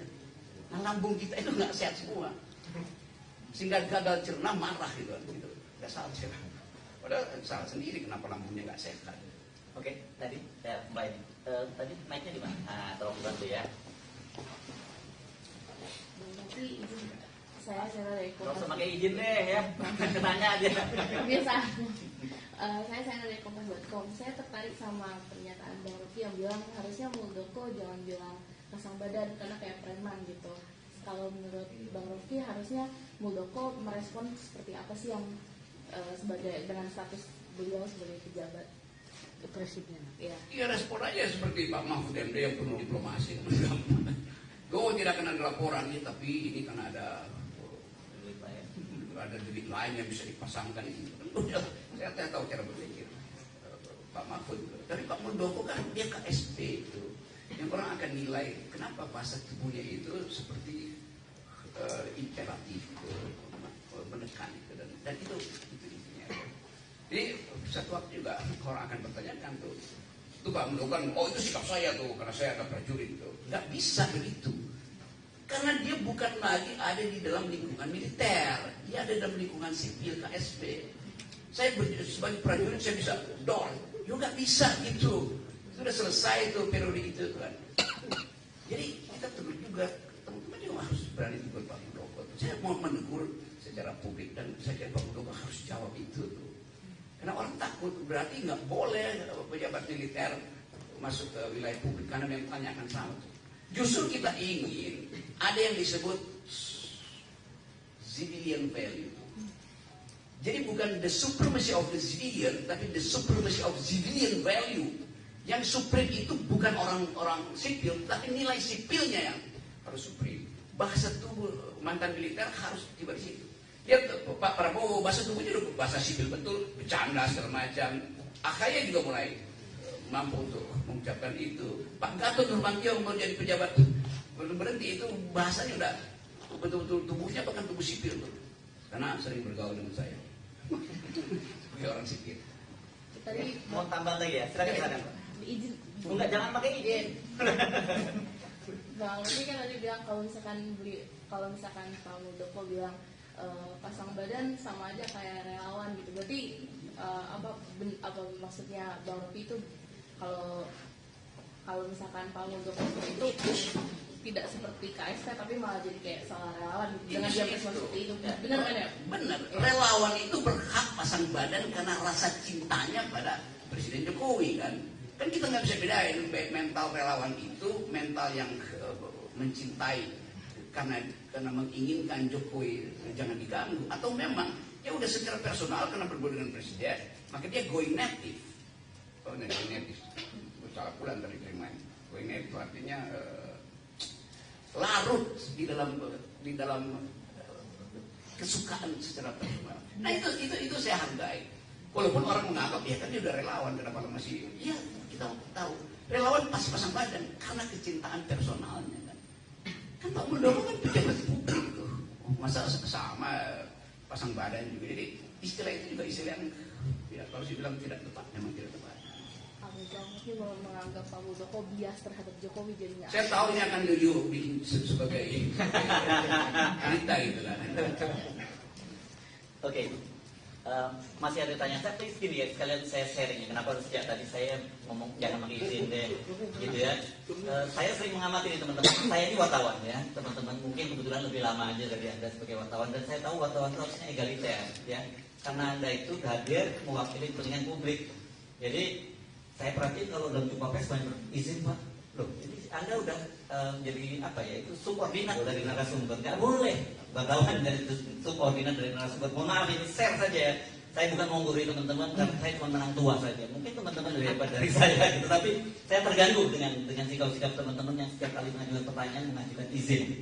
Anda diberi oleh undang-undang, Anda diberi kewenangan untuk mewakili kepentingan publik, bertanya kepada pejabat-pejabat publik, dan posisi Anda itu egaliter. Gitu, ya, makanya nggak ada beliau di dalam tulisannya, nggak ada yang nulis beliau gitu ya. Karena memang posisinya Anda itu egaliter. Silakan kepada apalagi Pak Umur Reki aja pakai izin gitu ya. Silakan lanjutkan, jangan pakai izin ya. Tak apa-apa, lanjutin aja. Ada.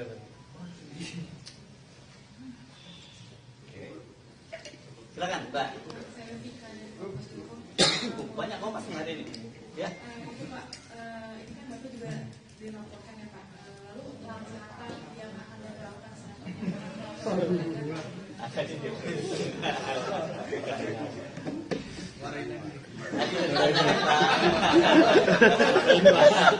Kenapa standar? Semuanya kompas lagi. Kok bisa cara bertanya itu. Ya. Saya jawab, saya akan ambil langkah 1000 untuk kabur. Mau ditulis nggak coba? Itu nggak masuk akal tuh. Jadi pertanyaan pun jangan standar deh itu. Udah minta izin standar pula pertanyaan. Oke. Aku nyoba kali kedua deh. Ayo. Jangan galak-galak loh Bang Rocky. Saya nggak galak, saya tegur. Temen kan pada jadi gitar gara-gara duit. Mohon maaf ya Bang Rocky ya. Bang Rocky salah narasum yang agak menyebalkan sih ini ya. Saya jujur aja nih. Pertanyaan kalian juga menyebalkan. Tidak cerdas.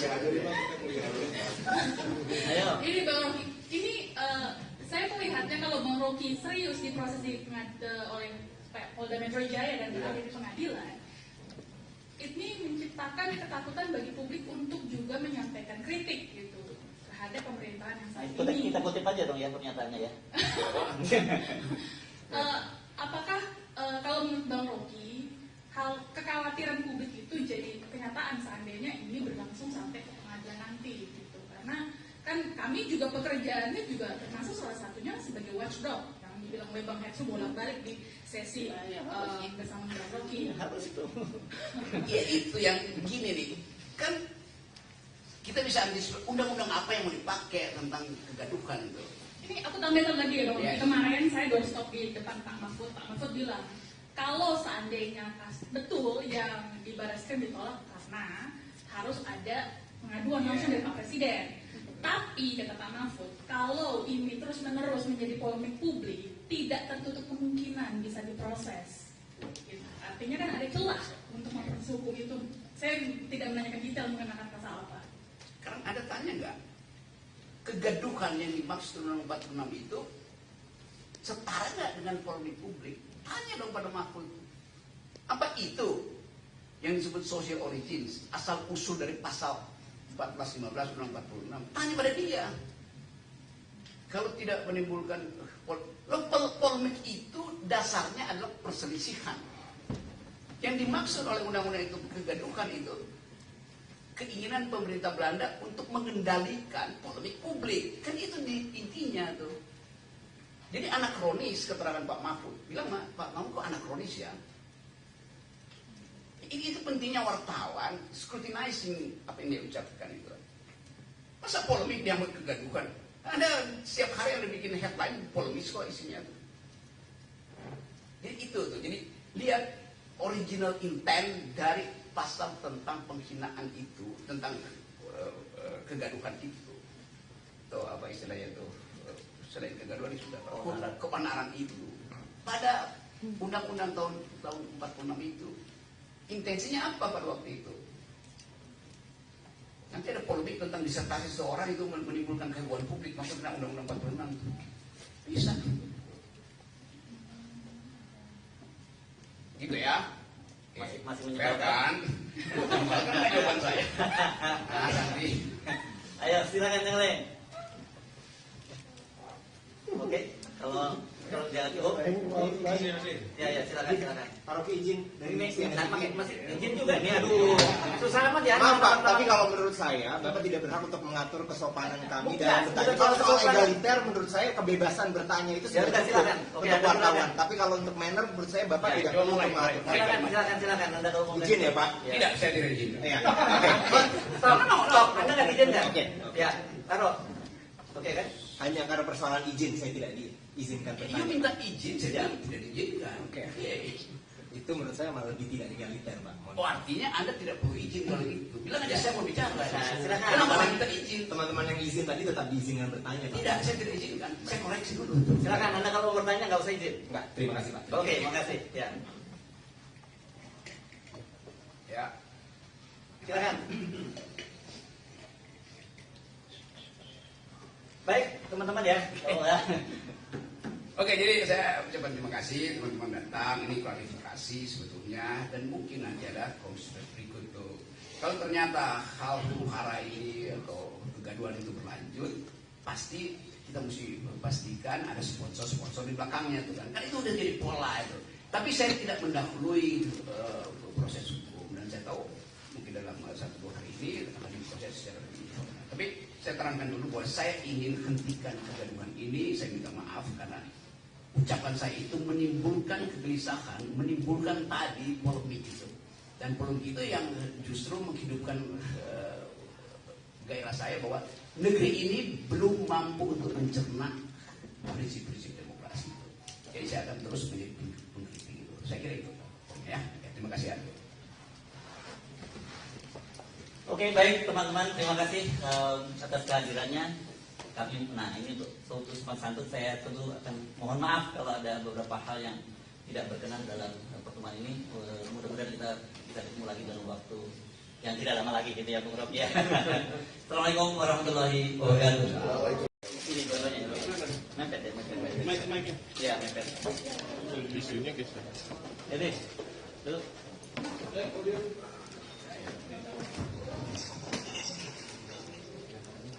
Gua tunggu dari lu. Sudah, Gus? Satu. Oke, ya. Mulai ya.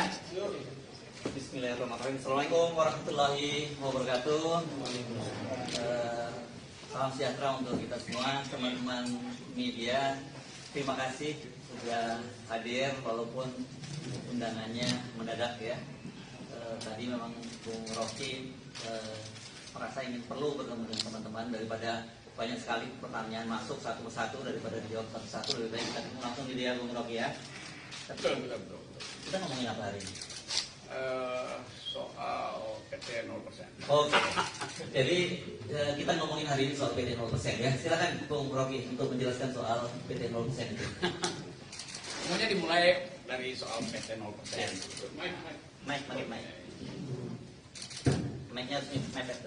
Kita selalu berupaya untuk mendudukkan masalah di dalam konteks yang paling purba, konteks yang paling awal, yaitu kegagalan negara untuk menghidupkan percakapan politik.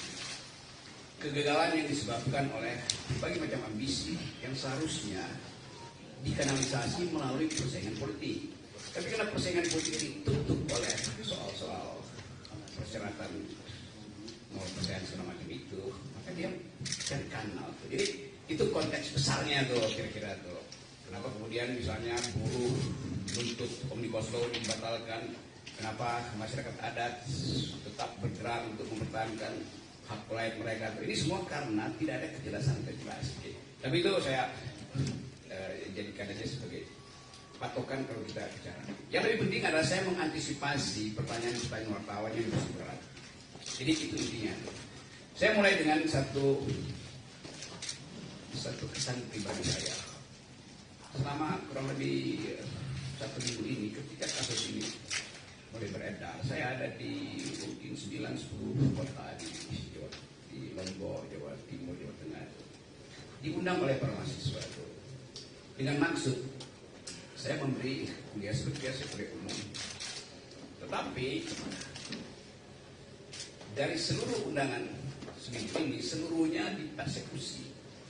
Saya nggak boleh masuk kampus, saya nggak boleh ketemu akademisi itu. Jadi ada dugaan saya bahwa soal ini soal biasa aja kan. Mau dibuat bicara hukum, oke. Tetapi jangan halangi saya bicara dengan para mahasiswa itu. Yang menggemparkan kemarin adalah di yang sudah tahu di Jogja itu saya dihalangi untuk ketemu dengan kurang lebih 1.500-2.000 mahasiswa. Justru itu dihalangi oleh PDIP. Dan saya merasa buat apa menghalangi saya? Loh, kalian partai, kalian punya kekuatan untuk mengubah undang-undang itu. Silahkan ubah undang-undang di DPR, ubah intelektual atau akademisi atau kritis sosial, nggak boleh bertemu mahasiswa itu. Jadi itu yang saya sayangkan. Padahal saya bertahun-tahun mengajar di sekolah Megawati itu tentang pikiran bangsa. Jadi kalau saya mau terangkan pikiran bangsa, kok dihalangi oleh partai? Gimana saya mengajar tentang pikiran bangsa? Tapi saya paham itu. Jadi terlihat di publik sekarang ada perselisihan tentang kasus saya. Mereka yang mengerti pro saya mengatakan bahwa itu bukan hinaan, itu kritik. Kalau saya lanjutkan argumennya. Jadi saya berterima kasih kepada mereka yang menganggap bahwa saya justru membuka pembicaraan untuk menghidupkan diskursus tentang apa sebetulnya yang disebut kritik publik terhadap pejabat publik. Nah, saya berterima kasih pada mereka. Mereka mendukung saya banyak wawancara di media massa tuh. dan bahkan sebagian memuji-puji saya bahwa saya memulai satu tradisi untuk memperlihatkan bahwa diskursus publik itu tidak boleh dihalangi oleh dendam pribadi. Memang itu dasarnya. Jadi sekali lagi itu poinnya. Tetapi saya mengerti bahwa kasus ini kemudian membuka perselisihan di publik antara yang pro dan kontra. Nah itu yang membuat kehebohan. Kehebohan itu bisa ditafsirkan sebagai keonaran secara hukum itu. Itu pentingnya kita pahami bahwa sesuatu yang disodorkan untuk dijadikan target keonaran itu bisa disponsor oleh siapapun. Kan itu maksudnya kan. Nah saya minta maaf terhadap keadaan hari ini yang menyebabkan perselisihan itu berlanjut tanpa arah. Tentu saya merasa kok ini kenapa nggak bisa diselesaikan secara hukum. Jadi sekali lagi saya menyesalkan bahwa persoalan hukum yang dari awal saya katakan ini adalah kritik saya terhadap Presiden Jokowi yang saya ucapkan dengan sangat tajam dan biasanya saya lakukan itu di mana-mana. Saya tidak mengkritik atau menghina Jokowi sebagai individu, tidak. Karena nggak ada urusan saya dengan Pak Jokowi. Karena itu saya kira Pak Jokowi juga mengerti. Itu yang menyebabkan Pak Jokowi tidak mau melaporkan saya. Kan Pak Jokowi mengerti bahwa yang saya ucapkan itu adalah kritik terhadap kedudukan publik dia, jabatan publik dia. Poinnya di situ dulu. Jadi bab pertama saya mau terangkan bahwa di dalam demokrasi persaingan pikiran itu dilegalkan, bahkan dianjurkan supaya kita bisa menapis mana yang disembunyikan, mana yang sebetulnya genuine, mana yang sebetulnya palsu. Nah kita di sini belum sampai di sini. Jadi saya paham bahwa kemarahan sebagian pihak itu karena belum bisa membedakan mana kritik publik dan mana dendam pribadi. Saya tidak punya dendam apa-apa dengan Pak Jokowi. Bahkan saya sudah berkali-kali katakan bahwa anaknya Pak Jokowi bertemu dengan saya, dia minta kritik, saya kasih kritik. Gitu. Pak Jokowi mantu, saya diundang bahkan undangan VIP, tapi saya bisa datang. Gitu. Jadi nggak ada soal di situ. Sekarang pertanyaannya, kok kenapa jadi soal? Artinya ada yang ingin dia bermain di air keruh. Tapi saya mengerti tahun politik pasti ada sifat semacam itu mengambil keuntungan dari program ini. Bagian kedua saya mau terangkan khusus terhadap mereka yang salah mengerti apa yang saya ucapkan di forum buruh itu. Saya hanya mengkritik dua hal pada waktu itu. Satu soal IKN, satu soal Omnibus Law. Tolong perhatikan ya. Saya terangkan bahwa saya pro gerakan buruh yang akan demo tanggal 10 karena sudah berbulan-bulan proposal buruh itu diabaikan pemerintah. Bahkan saya terangkan di situ bahwa Omnibus Law itu kemaksiatan politik karena menghina hak buruh untuk memperoleh sebetulnya juga pendapatan. Jadi Omnibus Law itu menyingkirkan hak kesejahteraan buruh. Kalau ada dalil enggak itu bagus. Loh kenapa kalau bagus itu buruh udah berbulan-bulan melakukan demonstrasi? Dan kita tahu bahwa undang-undang itu dibolak-balik udah ditolak Mahkamah Konstitusi, diputar lagi dengan asumsi bahwa itu bisa dipertukan, lalu barang yang sama dijadikan undang-undang kan? Kan itu yang saya sebut sebagai apa permainan semacam itu, masa menipu itu pemerintah menipu kebijakan. Jadi saya memang pro buruh. Lalu dianggap bahwa saya mengompori buruh untuk 10 Agustus. Bukan, buruh itu memang sudah berencana secara periodik untuk demonstrasi. Bukan saya mengompori. Saya tahu bahwa buruh merencanakan itu dari awal. Tapi dari 2 tahun lalu itu gerakan buruh kan terus-menerus tuh. Jadi apa yang salah? Lalu dianggap saya mendorong makar segala macam. Oke, itu kasus beli utama, itu kasus yang menyebabkan terjadi keriuhan itu. Saya membela buruh di pidato itu. Seandainya saya nggak pidato di situ, mungkin nggak ada soal. Tetapi tentu kekuasaan menganggap bahwa gerakan buruh ini akan mengalami eskalasi itu. Karena itu, ya oke, dicari cara supaya diabort. Jadi kasus pertama. Kasus kedua adalah soal IKN. Tiba-tiba masyarakat Dayak menganggap saya menghina adat Dayak. Di mana hinaannya? Saya justru membela hak masyarakat adat untuk tidak dieksploitasi oleh investor Cina. Gimana mungkin?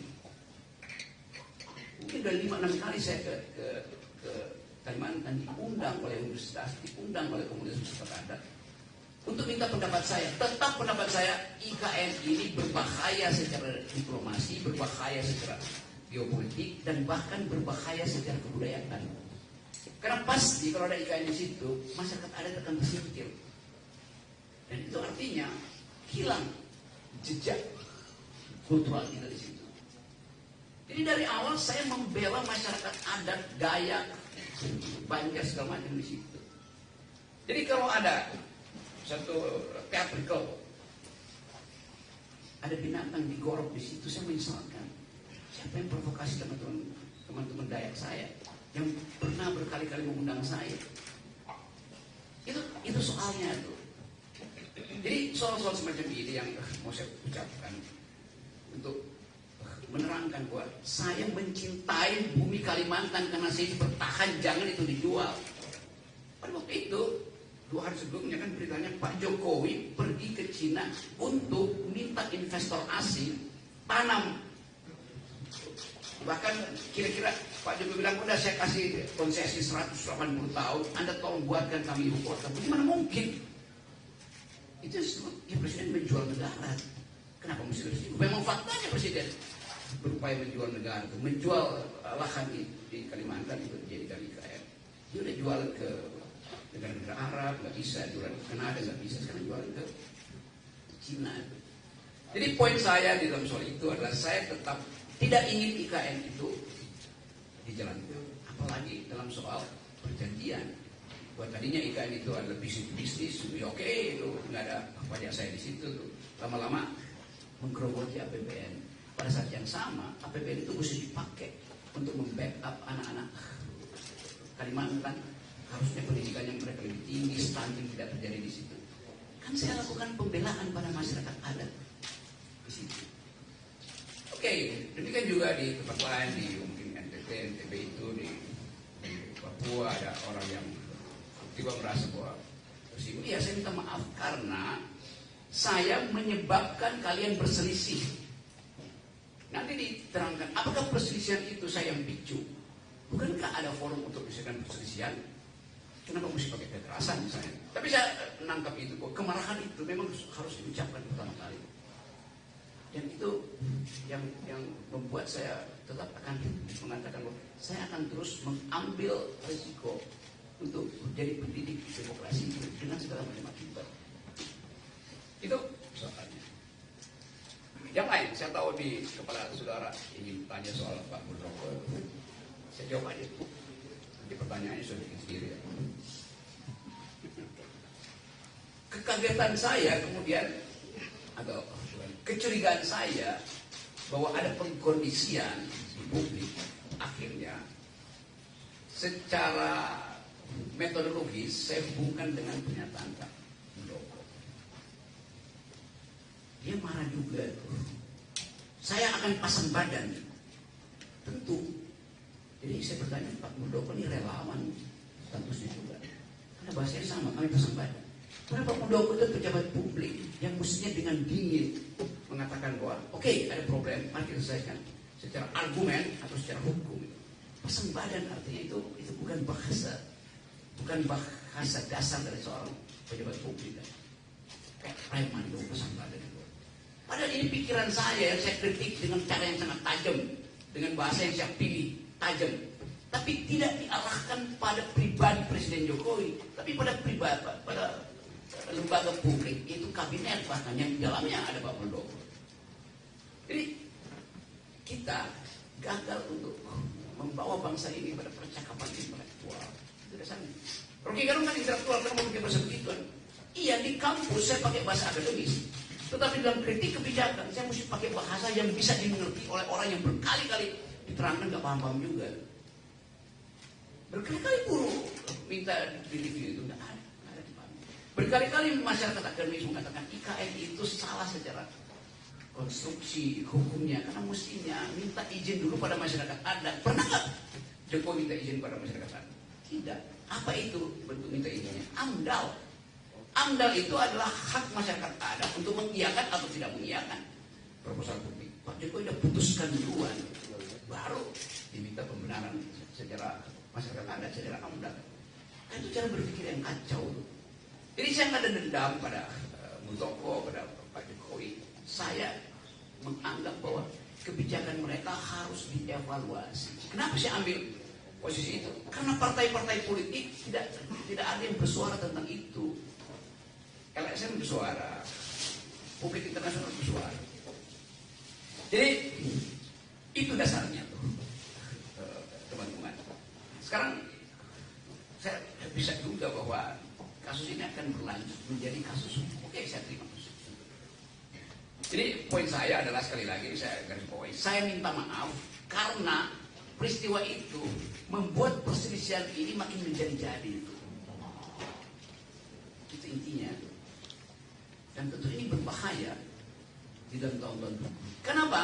Karena di belakang kasus ini berbagai macam kepentingan ngincar untuk mengeksploitasi. Tapi saya tidak akan berhenti menjadi mengkritik. Itu dasarnya tuh. Jadi sekali lagi, mari kita, saya anggap aja bahwa oke, selesaikan aja kasus ini. Karena rumah saya di Sentul itu diintai, WA grup saya dimaki-maki, ya kalau itu biasalah, saya anggap ya kadang-kadang itu apa namanya, akun abal-abal. Udah lihat rok tuh, gua mau gorok tuh seperti itu. Mana coba prinsip itu? Padahal saya sendiri ya, cuma saya nggak punya partai politik. Dituduh antek asing segala macam, asing dari mana?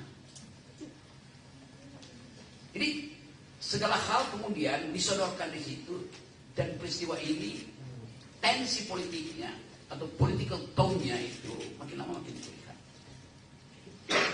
Jadi dasarnya itu dari keinginan saya untuk bersahabat dengan teman-teman di Papua, teman-teman di Dayak, di NTB, di Tangerang segala macam yang lagi marah. Oke, saya terima kemarahan itu, saya minta maaf karena saya membuat kalian itu marah. Tetapi sebagai orang yang bertahun-tahun berupaya untuk menghidupkan demokrasi, saya mesti terangkan latar belakangnya. Jadi mohon dimengerti. Bagi mereka yang sudah mengerti demokrasi, bagi mereka yang mungkin satu waktu akan paham, oh itu ya beda antara pejabat publik dan pribadi. Pertama juga begitu. Tidak ada yang secara persis membuat distintif, perbedaan distintif antara pejabat publik dan individu yang menjabat jabatan itu. Beberapa waktu lalu di Jogja ada pertanyaan, kenapa Pak Rocky menghina keluarga Pak Jokowi? Bagaimana mungkin wartawan ada cara berpikir begitu? Artinya dia nggak tahu kasusnya dan dia nggak tahu konsepnya tuh. Itu juga nambah kegaduhan. Jadi teman-teman itu pengantarnya, dan silakan kalau masih ada soal, tetapi silakan tanya hal yang fundamental. Saya akan jawab itu dengan cara saksama dan dengan tempo sesingkat. Oke, teman-teman, kalau ada yang mau mengajukan pertanyaan, silakan pertanyaannya to the point ya. Silakan. Atau dianggap cukup? Oke, bagus. Oke, kalau Karena saya udah oke, baru datang ya. Oke, silakan. Nggak apa-apa. Jawab. Oke, dia. Silakan disebutkan namanya Mbak ya. Halo, selamat sore. Nama aku saya terlambat. Tadi ada liputan yang lain. Kalau tidak itu bukan urusan saya. Oh ya, oke. My bad. Saya Santi dari DN Times. Saya waktu itu mengikuti pemaparan Bang Rocky yang setiap hari dipaparkan 2 kali setiap hari. Di salah satu sesi Bang Rocky mengatakan bahwa yakin bahwa pelaporan, karena kan 2 pelaporannya yang di Barreskrim ditolak karena harus presiden sendiri yang membuat laporan. Tapi kemudian mereka beralih ke Polda Metro Jaya. Dan sepertinya di Polda Metro Jaya itu akan diproses. Dan Bang Rocky seperti meyakini bahwa ini akan berujung ke pengadilan. Jika itu yang terjadi, apakah sudah menyiapkan langkah mitigasi seperti misalnya menyiapkan kuasa hukum atau langkah apa yang akan dilakukan? Karena ini kan menjadi presiden kedua setelah kasus yang Fathia dan Haris Azhar. Terima kasih. Yang Anda bisa jawab sendiri lah, itu kan pertanyaan standar. Apa sih jawab? Nggak perlu jawab ya. Iya kan, apakah ada? Dia mulai dengan saya yakin dia Anda sendiri udah anggap saya yakin kok kan masuk proses pengadilan. Berarti Anda berasumsi keyakinan itu mesti dibarengi dengan langkah hukum saya. Kan sama itu. Jadi di dalam pertanyaanmu Anda sudah jawab sendiri itu. Coba kasih pertanyaan yang lebih rumit lah. Jangan yang Oke, silakan. Tapi jangan kemudian gara-gara nggak berani nanya. Ayo silakan. Silakan. Santi jangan langsung nyebrut. Ya. Oh, iya. Itu penting. Oke, silakan. Kan saya udah tahu headline-nya. Rocky Gerung menyiapkan. Ya apa itu maksudnya? Oke, silakan. It goes without saying. Oke, pakai mic. Biar masuk rekaman audio. Izin Bang, saya Rizky dari Kompas.com. Nggak usah pakai izin ya, langsung Anda mau diminta ya. Oke, siap. Bang, kan tadi kan sudah disampaikan juga sama rekan saya, kalau Polda Metro Jaya akan memproses laporan tersebut. Apakah nanti Bang Rocky siap menghadapi proses hukum tersebut atau gimana, Bang? Oke. Yang lain. Dia nggak dengar pertanyaan Santi. Yang lain. Tadi ada. Temen you bicara hal yang sama, you nanya juga. Gimana?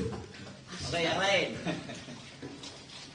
Dan di sini Sorry, ya, Pak. jangan pakai izin ya. Ya, Wartawan sorry, itu ya. mestinya egaliter ya. Saya Sorry, sering Pak. perhatikan teman-teman kalau jumpa pers pakai izin, nggak usah izin. Hak Anda diberikan hak mewakili publik untuk menanyakan itu pada pejabat publik. Ya, sorry. Silakan. Sore Bang, saya Rifai Bang dari Korea ini. Bang, laporan Anda Anda di Barreskrim kan ditolak. Tapi kemarin Andi Gani, Kalimat itu laporan Anda di Barreskrim. Siapa yang laporan Barreskrim? enggak, laporan terhadap Anda di Ya Barreskrim kan itu ditolak. pakai bahasa yang benar. Ya, laporan terhadap Anda di Barreskrim itu ditolak oleh kepolisian, dan kemarin Andi Gani mengunjungi Barreskrim untuk mencari celah untuk menjerat Abang di pasal terkait IKN, penghinaan terhadap IKN. Menurut Abang, apa sih, kan Abang sendiri mengucapkan